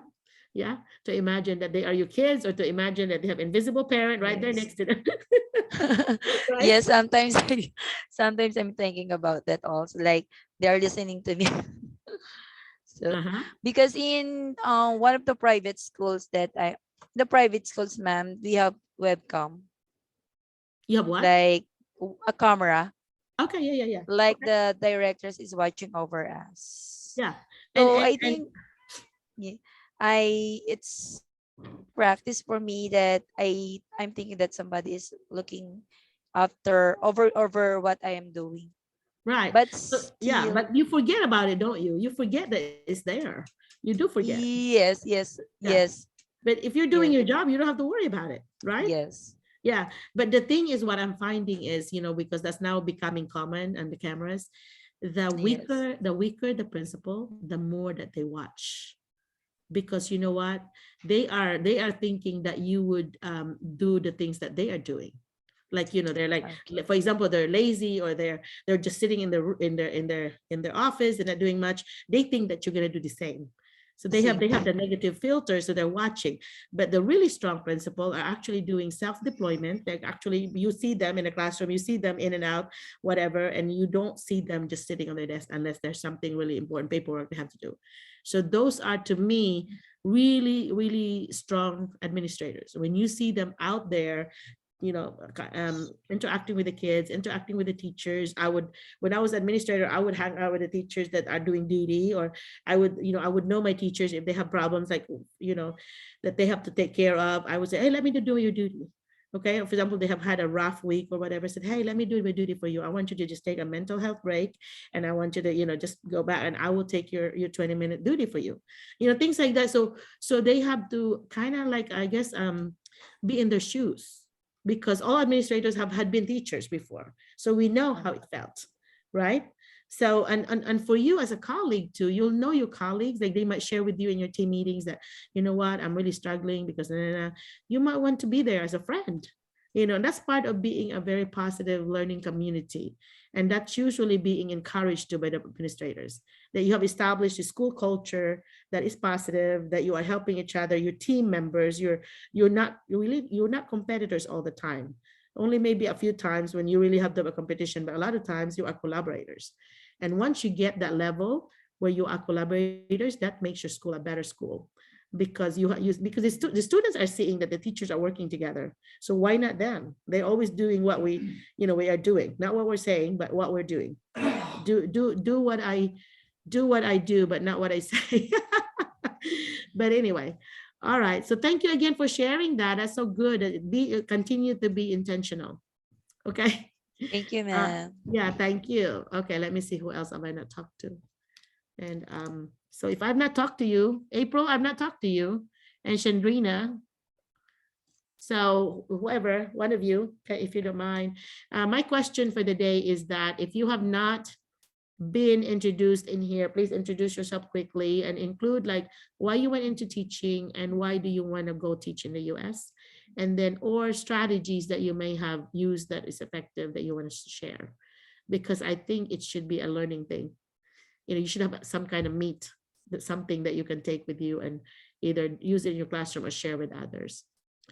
So April, I know we've talked to you a few times. April, you have a question for me specific, either Helena specific or strategy specific. Mike, is April still? she's Doc, I think yeah, Miss April is there. Miss April? Yeah, can you yeah. can you hear me? Yes, I could hear you. I'm sorry. Hello, good morning, everyone. Happy Teachers Day, everyone. Okay, is it Teachers Day in the Philippines right now, or is it in the world, or what? Teachers Month. Okay, Teachers Month. Yeah, Okay. it's Teacher Month. Yeah. Yeah. And good morning, everyone. I'm sorry, Doc. My camera is off because my son was sick right now, and I need to turn off the light because he might wake up. Right. That's And fine. so, We I'm have a sorry. life too, don't we? So, April, what are you? Do you have any Yeah, questions? sorry. You know, I've been trying to keep up, you know, to try to tell you that where we are, that I will email you once your H-1B paperwork is sent, that I will Yeah. immediately tell you. So that way the 2 weeks count will start once it's mailed, okay? And I'm sure after this, I will be calling Miss Mills to find out when she wants me to meet up with her, to go to her office or Zoom. We have been doing Zoom a lot, so which is really saving me time to drive over there, just because she feels very like not comfortable, like, oh, Merlina, you have to help me with this because I don't want to mess up. And I'm like, you know, even with the step one and the Department of Labor, you know, that got approved about, you know, the school hiring, she was so afraid to even push the button of submit. And I said, Miss Mills, just hit submit. If we messed up, you messed up, I messed up, then they're just gonna tell you the correction of what they want to submit. We're not gonna go jail or anything. And so when I said that to her, she said, okay, I'll put it in. I just don't want to get in trouble. And I'm like, no, you know what is gonna get in trouble? We're telling the truth. Everything that we're putting here are the truth. That's something that we, you know, misrepresented at school. So you don't worry about it. So when they were missing paperwork and they ask us and we turn it in and then we got approved. So that was good. That was a big step one done. And it was quicker than we thought. You know, don't you think? They said between 2 to 3 weeks before you're here. And we heard less than 10 days. So yeah. And so the step two, it's supposed to be you paid the 2,500 and within 2 weeks you'll know. So we need to start counting the 10 working days after we mail it. Okay, so hopefully I will see you here.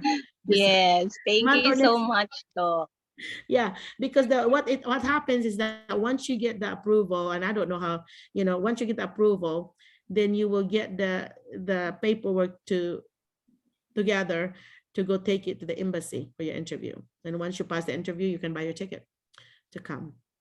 And so I think because you are H-1B, they have the school pays for the expenses 100%. So, yeah, including the airfares, Doc. Well, that's a question that I have. I'm writing down. I'm like, okay, I need to ask Ms. Bonita. I know that the visa, everything related to visa is free, but the airplane was not mentioned anywhere because that's between the school and you guys. But I'm gonna tell her that H-1B is supposed to be zero expense for the teachers. I'm gonna tell her that because they have a budget for you guys on how much, you know. So I'm just gonna tell them that is part of the expense. So, you know, you're supposed to be anything travel expense related and visa expense related supposed to be paid by the sponsor, which is your school.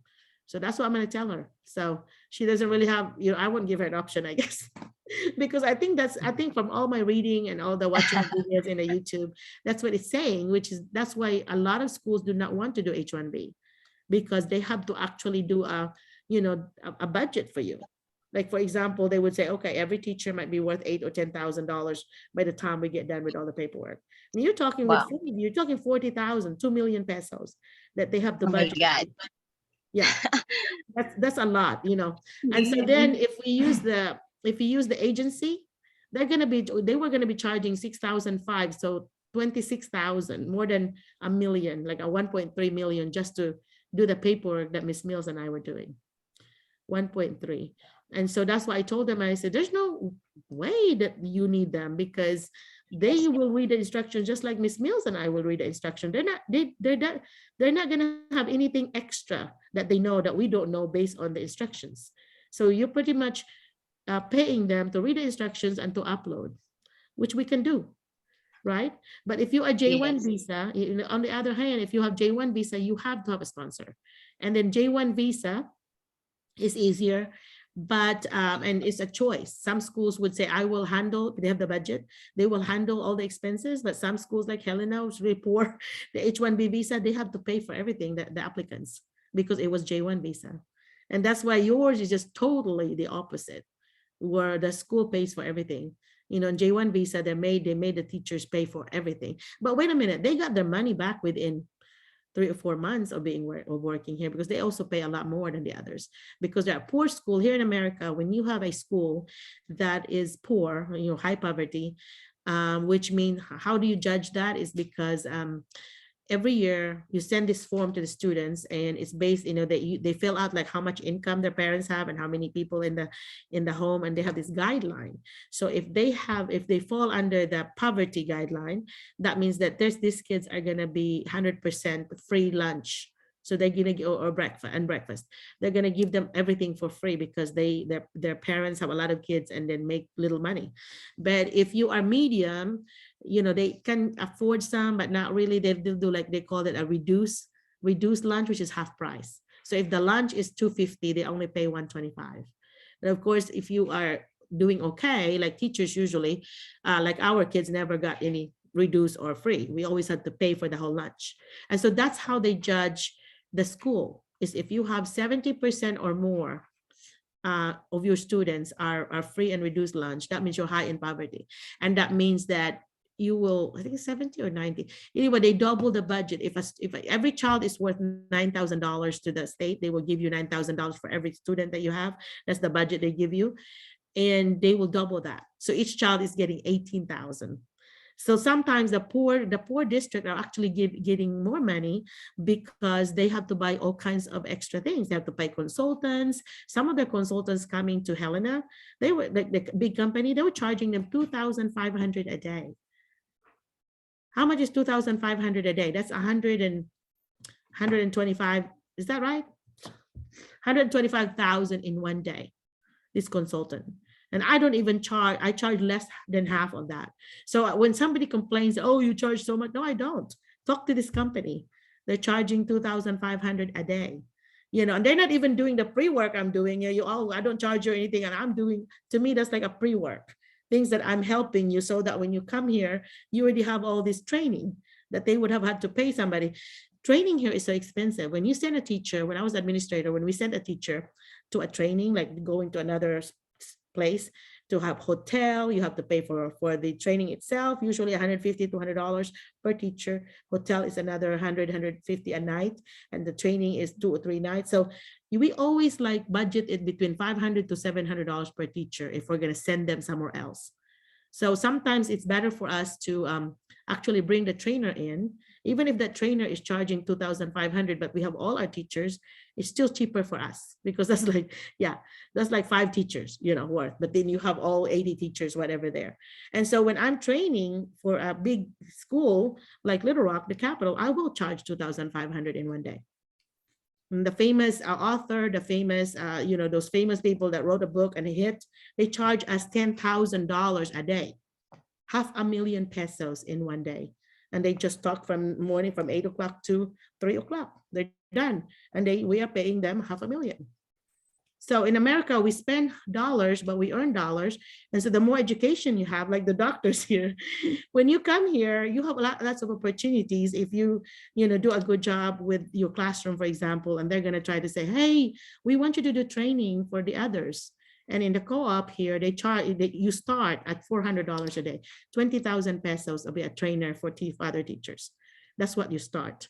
And then later on, when you have years and years of it, then you can double that, and you can triple that or whatever. But it's your rate. Like me, when I became a consultant, that's my rate.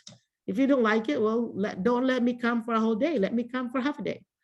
So then you were paying me half, but I'm still going to be cutting it by noon, or I come at noon and I'm cutting it at 3. You know, so those are some things that could extra money for you, side hustle. Now I have to share Abby. I think if Leslie is still here, Abby was sharing that she does extra 3 hours, okay? And this is a possibility for any of you that come. She does 3 hours of tutoring that the school is asking the teachers, whoever wants to do it, in order to help the kids that are behind, that are slow, you know, that they need help with homework or whatever. And she works for 3 hours and she gets paid $45 an hour. And so for 3 hours, she makes $135 every day. So she makes, she clears about $400, so 20,000 pesos every week just for her sideline. That's very good. You know, that's very good, just a sideline. So she doesn't, you know, her other pay and stuff will be on top of that. And so you have opportunities. And they said, they were telling me too, that they were like volunteering. They would say, hey, I want to help with the ball games. There's a ball game here where there's a canteen, but parang canteen, concession stand, and you give this to whoever, parents, students, whatever. So they have hot dog things that they're going, they have hamburger, and they have soda is soda pop, is like soft drinks. And so you sell it, chocolate, you sell it, and then you just, you know, help bring the money or whatever, and then they pay you usually, I think $25-30 an hour. So that's just extra, and they just pay that to you extra. So there's a lot of opportunities, and your J1 visa would actually let you do that if it's still relating to education. You cannot be like, you know, being a teacher and, oh, I want to do a side hustle and I want to work at the Gaisano or Walmart here. That's not acceptable because it's not education anymore. So that's what it is with J1 visa. H1B visa, I'm sure is still the same. The thing with H1B is that you have more things that you can do, like H1B could actually buy a property here, could buy a house, you know, and all this. You can actually, I don't know if J1 visa is restricted, but I just read it somewhere, the H1B, if you're H1B, you can actually do that. You can actually buy your own property here. So unlike the Philippines, where I had to have a dual citizenship in order for me to own the property I have there fully, I have to actually have it owned by my brother, half of it, until I get, you know, which I just got my dual citizenship. So now I can move it to just my name instead of his. Or the two brothers, we had properties there, so we have, you know, each brother. But anyway, so any question for me that you have from listening? You know, I've already overloading your brain, and I did not stop. I need to stop and anchor this information. Any question, any aha moment, like, oh, I did not know that, or any validation that I knew that, you know. So any validation of knowledge that you already know, or any new knowledge that you gained. Is there something that I said or somebody said that was new to you? Doc. Yeah. I have 2 minutes, don't I? Yeah. 2 minutes. Yes. 3 minutes. Yes, so we're going to wrap up in a minute, Mike, but I just want to wrap up the last thing that I said, because I need to talk to Albert too. Albert is new. I've not talked to Albert. But so anyway, any new thing? I know Mr. Mike and Dr. Elvins are regular here, and some of you too. Edini, I've seen many times. And our Helena probably Dr. Gemaline would like to share her innovation, because it's one of the requirements for her being a most outstanding teacher. Yeah, I would love to hear that. Go ahead and share it with us. I think it's a sharing thing. Okay, good morning, everyone. Good morning again, Doc. My innovation is entitled Jam Box, Just Ask Me Box. So what is inside the box? So what's inside the box? So I don't have a picture here, but it's a box covered with gift wrapper, anything, yeah, right. Recycled. Then when the students will open the box, so it is there, everything is there.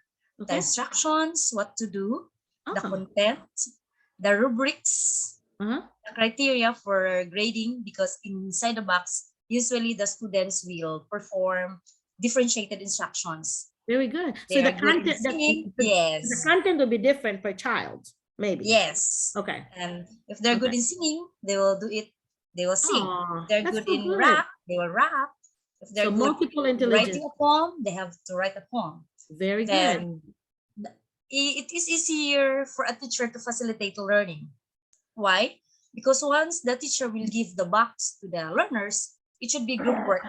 So everything is there. The students will not ask you what to do, because when they open it, everything is written. The Right. instructions, step by step. If, for Wow. example, if there are 5 students in a group, so each member has a role to do. Very There good. is a secretary, the one who writes in the paper, or the one who will facilitate. Then the one who will write, everything what to do. The leader who will assign roles, what to do, then performs. Everything is there. So there is a what do you call it?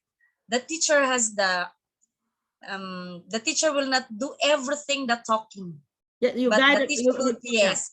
You'll But the guide on the teacher will side. just facilitate. Right. Look, every group, if all the members are participating, if all the members are not doing good, so the teacher will ask, what's happened? What's wrong? Did you not understand the instruction given? If they do, so smooth, the learning is smooth. So that jam box of mine is one of the criteria. Wow. In making me a most outstanding master teacher in my quadrants. Oh, so, it's very obvious. I would have voted for you too, because there's a lot of learning that you have. Did you just think of all this by yourself, or did you have a collaboration with others? Did you collaborate? Yes, I collaborated it with a colleague, a friend of mine from other schools in this division in Zamboanga City. So my supervisor before, she told me to come up with instructional materials. So I joined the seminar. So after that, I adopted the jam box from the teacher of other school. Then I used it in our school. Then some of my colleagues, very good. Colleagues, yeah. Some of my colleagues adopted it. Very good. When remember, the imitation is the what was that? Something about compliments. The number one compliment is that when somebody imitates you, right? And so you're no wonder they picked you, because it's loaded with things like multiple intelligences with the different abilities that they have. Differentiation is there. You did the roles, having them a different roles, responsibility for students, and you did rubrics, which should be assessment. Yes. And then you have your task sheet, which is telling them what to do. That's every piece of an effective collaborative learning is there. You check all the pieces. So yeah, because you are really setting it up where students are very responsible for their own learning, and you are a guide on the side instead of a sage on stage. So you're facilitating. So yeah, I love that. And I hope that other teachers would steal this idea, because it is really fun for students, to see that, oh, it's like having a present, and I open it and it's like just for me. So it's a very validating to students, because, my box is not the same as yours, or whatever. So, and the next level to that right now is being guided by you. Right? So if you're going to go above and beyond that, is you allow students as a group to decide, okay, what's your role? Instead of you assigning, because this is modeling for you, you want them to learn your modeling. So then later on, you have them to decide, okay, as a group, who's going to be the leader, and then who's going to sing what, I'm very strong in singing, so I will sing. I'm very strong in rapping, so I will rap. So if they make decisions like that, that really is even making it to a higher level, because now you're not deciding, they're deciding. Okay, so anytime you're having students problem solve by themselves, and you're just over there just kind of monitoring and giving a little comment, that's exactly how I do my classroom. They are solving problems, they make the decision, you create your product, these are the learning that we're going to be doing, this is the objective, that once you get this, your product could look different. You present it, and you're going to tell us what role you played, and so on. And so that's exactly, once you get, you're already there. So now you just need to kind of even take back and have them make the decision. So awesome. Oh my goodness. I love it. That's really cool. Thank you so much, Doc. Yeah, that's really cool. I would have picked it too, if I were one of the judges. So yeah, well, have fun on your award thing. That's always validating. Thank you, Dr. Elvin, because when I do when the committee asked me to video it, I did it in the office of my principal. Oh, what a good And he was my audience. Then after I presented the video, he told me, Oh, Very then good. now Yeah. you told me to share it with you. Thank you so Yeah. much. Oh, very good. Thank you for doing that, because I think everybody learns from this recording, you know, what you just shared. So I challenge everyone to kind of do pieces of it like that, because you're making the students independent learners, and that's what we want. We want them to be thinkers, that when they go out of a classroom, that they can just make decisions by themselves without us. And that's why I was suggesting that take it to the next level, where they're making decisions, because it emulates life. In life, they are making decisions as a team. When they get a job, they're going to be having project managers, and they're going to be coming up with solutions. So you get the more activities that you do that model, that emulate the real life, the most powerful it is, right? And so you did that. You did all that. Yay. Do you think, for everybody else that had attended, that is her box able to check all 5 core propositions? Want to check it? Knowledge of students. Does it show her knowledge of students so she can differentiate? Does it? Yes, ma'am. Yes. Yes, ma'am. Knowledge of content. Knowledge of content. Yeah. Yes. Assessment. Yep, assessment. And then does she have reflection there? Yes, reflection. How do you reflect on this project? How do you know if it's working or not? Do you have some kind of teacher reflection piece? You kind of doing it orally. You're not doing it written, but you really are doing it. Whenever you were presenting it to your principal, you have to have reflected. Oh, this is good. This is not good. You need to change this or whatever. So you're actually reflecting there. So, you know, you don't have a written reflection, but you have that piece by practicing ahead of time. And in collaboration, you collaborated with your principal. Who else did you collaborate? Did you work with another teacher other than just Dr. Elvin, or? Come again, Doc. Did you work with another teacher, or just you and Dr. Elvin? When I presented the Jambox, I have another teacher who helped me. Okay, so you have She's all the from people. other department, because I am a social studies major. Then my friend, a TLE major, she also suggested, oh, this is the good one. This is how to cut. Very This is how to good. do it. Yes. Yeah, and you are just showing how teachers should work together. So you have a good professional learning community, and kudos to Dr. Elvin for that, because he's setting it up to be like that in your school. So he deserves that award too. Yes. So yeah. Yeah, but whenever you get interviewed, because I think those folks with the science or math degree with and I guess the 4 core areas is going to be literacy, which is English reading, and then you have math, and you have social studies, and your science. Those are the 4 core areas. And a lot of time you have your doctorate degree, they seem to be getting the interviews. So I guess because they think you know the content or whatever. So when you interview, I want you to think about the 5 core propositions that we talked about. Knowledge of students, which is like your differentiation, knowledge of content, which is your topic, strategies, and then your assessment piece, which is your rubrics, and then the reflection and collaboration are the last 2. So the reflection piece, you can put at the end.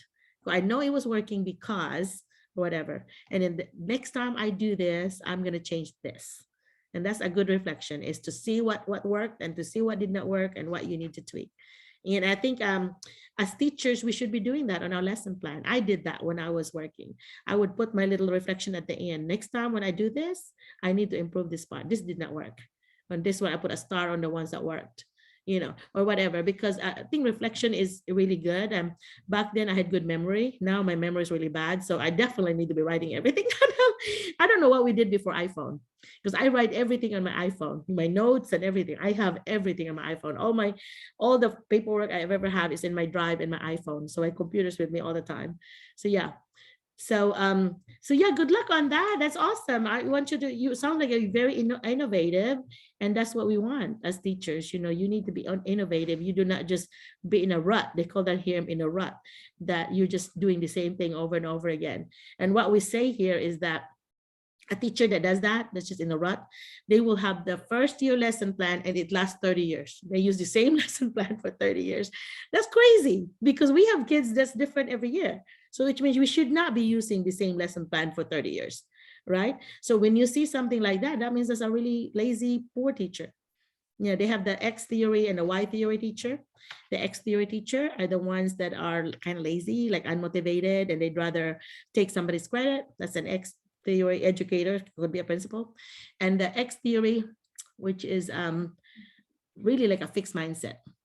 You know, they always suspicious, and that's what I'm saying. You know, those are X theory administrator when they're watching the camera and just watching to see if you're gonna mess up.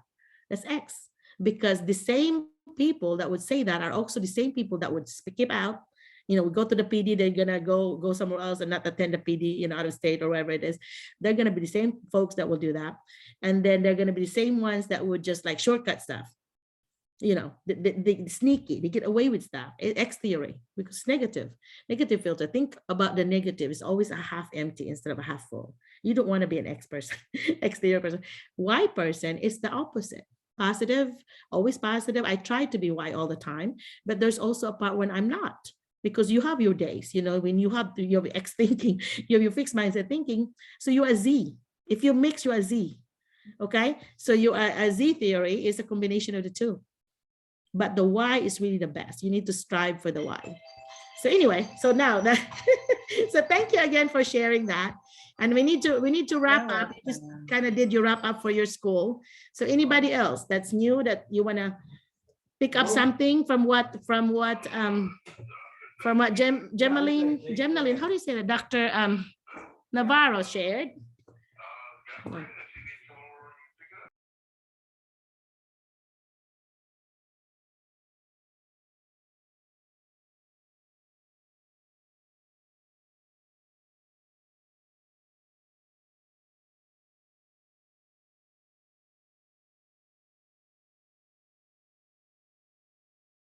Sorry, my husband was in the phone. That's okay, sweetheart. And so anyway, so what did you pick up? Because I think that was a really great lesson to share. That very creative lesson, yeah. So anybody else that would like to wrap up, because we have maybe 5 minutes. If you haven't talked, please talk. Albert, have you talked? You have not talked, Albert. Is Albert going to talk or just want to listen? Albert Galliarda. Good evening, Doc. Good evening. Yes, this is the first time I've seen your name. Is that correct, or did I have my senior moment again? This is my second time, Doc. Second time. Okay. Yes, I should remember that one of my friends in elementary was Galliardo. Yeah. Okay. Yeah. Okay, so tell me about what you've learned so far. This is your second time. Did you pick up anything that you can use? Yes, Doc. Sorry. You're taking notes. That's a good thing. Anytime you're all taking notes, that's actually a compliment to the speaker, to the presenter, because that means, oh, they think it's a little important because they wrote it down. You know, I kind of always thought of it that way, because I always wrote down things that were important, because you know, if you wrote it down, your brain will remember it. So Albert, what do you think? One thing, you can also call a friend if you want to. That's what I do in my classroom. Yes, Doc. What I got is like the core propositions about the content, reflection, assessment, and collaboration. Okay, and the knowledge of students, I think is what you missed. Knowledge of students, knowledge of content, and then assessment, and then the last two rhymes, reflection, and collaboration. Reflection. Yes, that's it. reflection and collaboration. Okay, Yes. Very good. Yes, Doc, How are you going to use that in your classroom or in your interview? How are you planning to use it? Yes, Doc, I will study first. Okay. Okay, good. Thank you for sharing that. Yes, anybody else that would want to do a wrap up for us? Something new, something that you may have learned from Dr. Navarro. You know, we need to validate her by sharing what you learned from her. It's always a good thing to validate. I think that V word, validate, is something that everybody should learn, not just in school or here, but also in your marriage. Validate your husband or wife. Say something nice or what you learned. All right, Edini, looks like Edini's got something that she wants to share. I'm trying to read faces. Edini, did you pick up anything? Hello. Yeah, Hello, everybody, and Doc. Uh-huh. Again, good evening. Yes. Yeah, something very nice with that Dr. Navarro's sharing was because they are they are in the form of a gift, right? Like the student when they open it, so they're like usually what catches the student is like when even if it's something new, we know that the student have it already, like the gift that they have or I mean the skill or the talent that they have, right? So it looks like it's just strengthening what Yeah. the student have already. Right. It's Yeah, a for real me. life connection. That's right. Yeah. Right. It's connected Yeah. to real life. Very good point. Yes. Yes. Yeah. And for me, from my own sharing now, what I always like have been hearing today is about collaboration. Yeah, so I just want to share about what we usually do in our school. I think from what you're sharing, from your sharing, Dr. Merlina, you're sharing like strong principal or strong administration like that. So I think in our school, from our sharing now, I validate our school. It's like I feel like I'm blessed to be there in that school because they always promote collaboration. I'm in grade 2, and then they always like encourage us to work in teams. In fact, we have peer observation, like we observe our co-teacher. Yes. Like we don't look at anything that is like any what do you call that, like, not to criticize but to learn something from that peer, from that, I mean from a co-teacher. Yeah. We usually do that every quarter. Yeah, Yes. so and also we have these programs to give students, I mean, yeah, give students that a chance to show themselves, and that is always again like collaboration with another team in my grade level. Yeah, Very so good. I have so much, today it's like validates what I have, what we have been practicing, and Yeah. then you're also saying it, Doc. So I feel so I'm glad and like I'm in the right place. Well, thank you. That is a That's really all. good reflection on your part, because we cannot help but reflect whenever something is new. You have to kind of grade, okay, how does my school rate for that? Is our administrator strong? So is my administrator is not just watching the camera looking for me to make a mistake, but going over there and actually helping me. That's a strong administrator. Okay, an administrator that would not take credit of your ideas. They would actually say, oh, we did share this, or in our classroom we do this. Okay, and I love the peer observation. That's one of the things we did in one school that I have. What we did was we did not make them. We did not say, voluntold. We just said it's open, that you can, if you want to observe anybody's classroom. We have this little form, half a page form, a reflection form, that they put down there what they learned, because that's their evidence in their folder that they did it. And we give them credit as a PD. So for every 30 minutes that they observe, we give them 2 hours worth of PD, because they still have to go back and and write things down and sometimes talk to the teacher ahead of time, of course. And of course, as a group, we decided that a teacher need to ask that person first, whoever they're observing, and it's that person they have to like talk about it, instead of like, we don't never force anybody. And that's where the leadership style differs. If you have an authoritative leader, which is like a dictator, which is a really negative thing, then they're just going to make you do it. And then people hate it because, oh my God, they're making us do it. But if you're a collaborative leader, which is really, to me, one of the best leadership styles, is you want input from everybody. You don't ever want to force anybody. You want people to, teachers to volunteer to do it because they want to do it, not because you made them do it.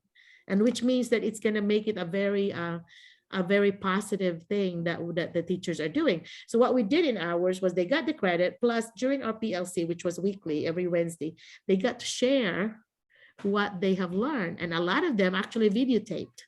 We always had permission slip from parents at the beginning of the year. So the people that did not want, the students that did not want to be, videotaped, we make sure that they're away from the camera side. But then they were sharing it during our PLC meeting. I modeled it, where actually was showing like teachingchannel.org has a bunch of videos for teachers. So I would show them a strategy, and I would show them, like, I would make a graphic organizer to go with the strategy, and I would model doing that. So they did that with theirs. They would say, okay, we're doing, this strategy, and this is how it looks in my classroom. And then, so and so observe me and all that. So they were sharing what they were doing. And then the person that observed also shared what she learned. And then the teacher that was being observed said, okay, from our debriefing, after the conversation after her observation, I also learned that this, because the comment, we encourage them to do a sandwich comment. So you can have a positive and something to improve a little here, and then another positive. And so we want to see that on the reflection, that this is what I'm going to take from this classroom and all this, because I really enjoyed, so it's positive. And it was so popular because the kids, they were observing each other, and we made it into a flex day. So if they have already observed 3, that's 6 hours, then they can flex on some of our PDs. So if you have 10 days PD, that they already had 1, so they can flex. So they can choose a PD they don't want, and then they would say, that's my flex day. And that was powerful because they really enjoy that. And it also made them closer as teachers, because they get to know each other from this collaboration. Because otherwise, if you don't encourage that, you never see somebody else's classroom, because we close the door and that's it, right? But if you see that open, and what I've noticed was our stronger teachers, we call them our star teachers. Our star teachers got a lot of people wanting to observe them, and that your colleagues will know who's going to be your star teachers, right? And then you have star teachers that are excellent in classroom discipline, because they're really good at making, this transition really smooth, and the kids come in and they're learning immediately. They're not like having noise or whatever. So very good classroom management. They also get a lot of people asking to observe them. They get a lot of asks. And of course, as administrators, we know that from all the paperwork they turn in. And I read every word that they put in, what they learned, what was going on and all that. So it was really good learning experience, because everybody got to learn when they shared. Especially the video. The video is so powerful to me. Okay, so it didn't sound like you're in a very ideal school. You better not leave it. You have a very good school, and you have a very good set of administrators. There's a lot of good practices, Doc. Yes. However, it's just what is that? The pay is not so good. Oh, okay. Like compared to other international schools. Yeah. Yeah. Well, but anyway, going to the US and other, if I'm going to look for another school here in Bangkok, I'm not going to do that. It's just going up to more, to better, right? So right. that is why. But but you're gaining all this knowledge that you're going to take when you come here. So they're gonna be gaining a very, well-trained and well-experienced teacher, and you have done a lot of strategies that during your interview. Make sure you bring this up. Make sure you always give a strategy. For example, I did this happened, and then from this I learned that, and all this. So you give example, and then you get your learning there. And because I learned here and I applied it to this, so it shows a story that shows the cause and effect and your reflection, so that it shows what kind of teacher you are. You don't just, teach and then you go home and that's it. You actually thought about what happened, and we all do that. We're not necessarily writing it down, but we're thinking. Driving home when I was administrator and I was 45 minutes away, I was driving for 45 minutes. I always thought about, okay, I went to this classroom. These were the things that were good. What am I gonna share on the PLC meeting that included what I've observed today? And then when I get home, I would start writing them down, because I forget. Yes. Yeah, Doc. I want to share also that. Actually, I received, an appreciation for being there for 10 years already in this school. But then, I felt like I'm always new in the school. Like there's always new. Like I don't feel like I'm so old there. You're not too seasoned. Because you're always learning something new, right? Yeah, it's like always new. And so I really don't feel like I'm so. It's been a long time there. It's just it just became so handy for me. Like it becomes for me like I master my work there. But then since we are always like the that's the curriculum, like the Common Core, just we just adapted that for 5 years only. So before was different, now it's new. So it's like there's always new, something new in my school. Yep, very good, which means that your administrators are very innovative. How are they, like younger, older? What kind are they, seasoned administrators or new? They're old. They're seasoned. They're seasoned. Yeah. Wait, Yes, but though. what is old to you? Is it 50, 60? They're They calling me actually old. it's actually, you know, the administrator is I think they have a sister school in America. Yeah, and Yes. then I mean the owner of the school, but they're Indian Thai. Okay, well, that Yeah. explains a lot, because the strategies you were saying, I think, Yes, though, clear. like everything, like what the practices that you say is very familiar to me. Like you're already practicing here, like that is just maybe the difference is the students, because our students are mostly Thai. I have also American students, but not so much. I just have a lot of Thai students. Yeah, Okay. like that. But So then, make sure on your interview, you need to mention that you're already using Common Core. They call that CCSS here, Common Yes. Core State Standards. So you mean Common Core State Standards are being used in, I want to say 40 out of 50, because there's some that are using a different kind, but it's really similar. So I would say most of the schools really, but you know what they do, because parents were so against Common Core, what they did was they said they were going to edit it. And I was part of the editing thing on literacy. I was the 9th grade leader because I was working at Department of Ed at that time. They really just used it. They just kind of added a little thing. They never changed the standard really. Like they're being nitpicky about, let's put this little word, you know, like this, just to make it feel like it's theirs. And we allow that. And then after we did all the editing on all the grades involving all the different teachers in the state, then we actually shared it. And now we became an Arkansas State Standards. But really, if you look at it, it's really Common Core. Okay, the Common Core became a bad word, you know, became a bad name. So now so if you look at any state here, so for example, if you're applying at Alaska, you put Alaska Department of Education, and then you look at their standards, because every Department of Education, whatever state it is, they'll have a website, and you look at their standards, and they may call it Alaska State Standard, but if you look at it closely, it's Common Core. Okay, the same standard name, but they may have added to it. They may have modified it, but the gist of it, still Common Core. Okay, so when you interview and you mention the CCSS, mention that you know that you work for a school that has sister school in America, and that you know the strategies that work. And then when you mention strategy, always use an example. For example, I use this strategy. Okay, so those things, as an administrator, when I hear somebody say that to me, I would say, oh, good, this is a good candidate. Because then I know this is an international teacher, but this teacher already have years of PDs about American education. Yes. So that will give you a little higher than the others. Okay, so anytime that you interview and you have something special that the others do not have, and you know that's something unique about you, make sure you point it out.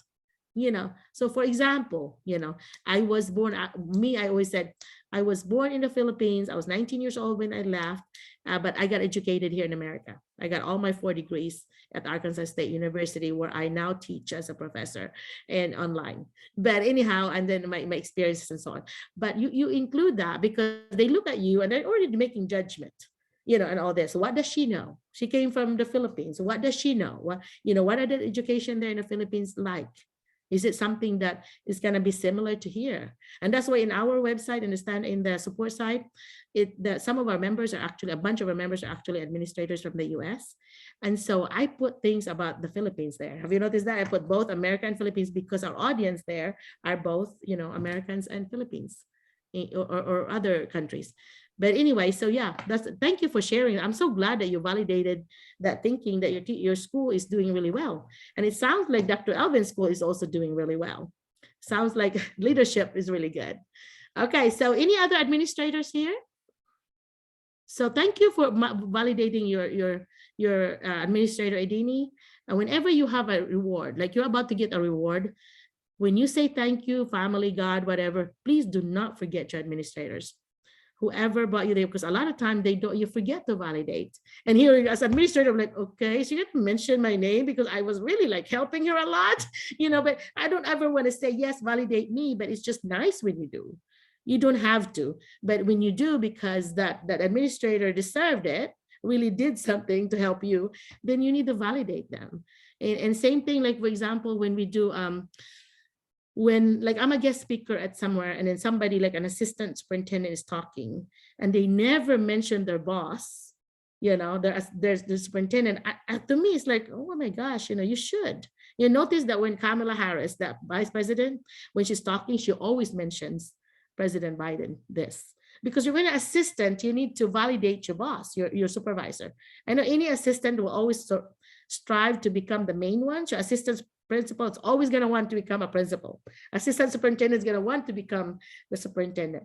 So talk like that, you know, dress like the job you want, talk like the job, you know, that you want to aim for. Yeah, that's it. Okay. Yeah, go ahead. We are now 11:30. Okay, that's it. Anybody last minute thing? Dr. Alvin, do you have anything to wrap up with? Because I think we have a lot of meat in this one today. Thank you.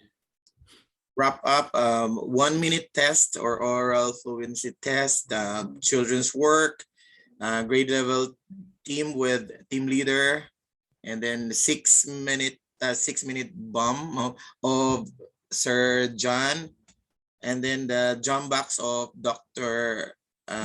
Gemaline Navarro, and then what else? Peer orientation. Peer observation, Yes, what else? Yeah. Math and English fluency. And Yeah. of course, not to forget the 5 core propositions. You of pretty the much national- you pretty much wrap it up with a good bow there. Wrap it up with a good bow. It's thank from you so you, much. Dr. Merlina. Well, thank you. I could not do this without y'all, and especially you, Mike. You know, Mike and you and Michael are always my right hands, you know, like helping me.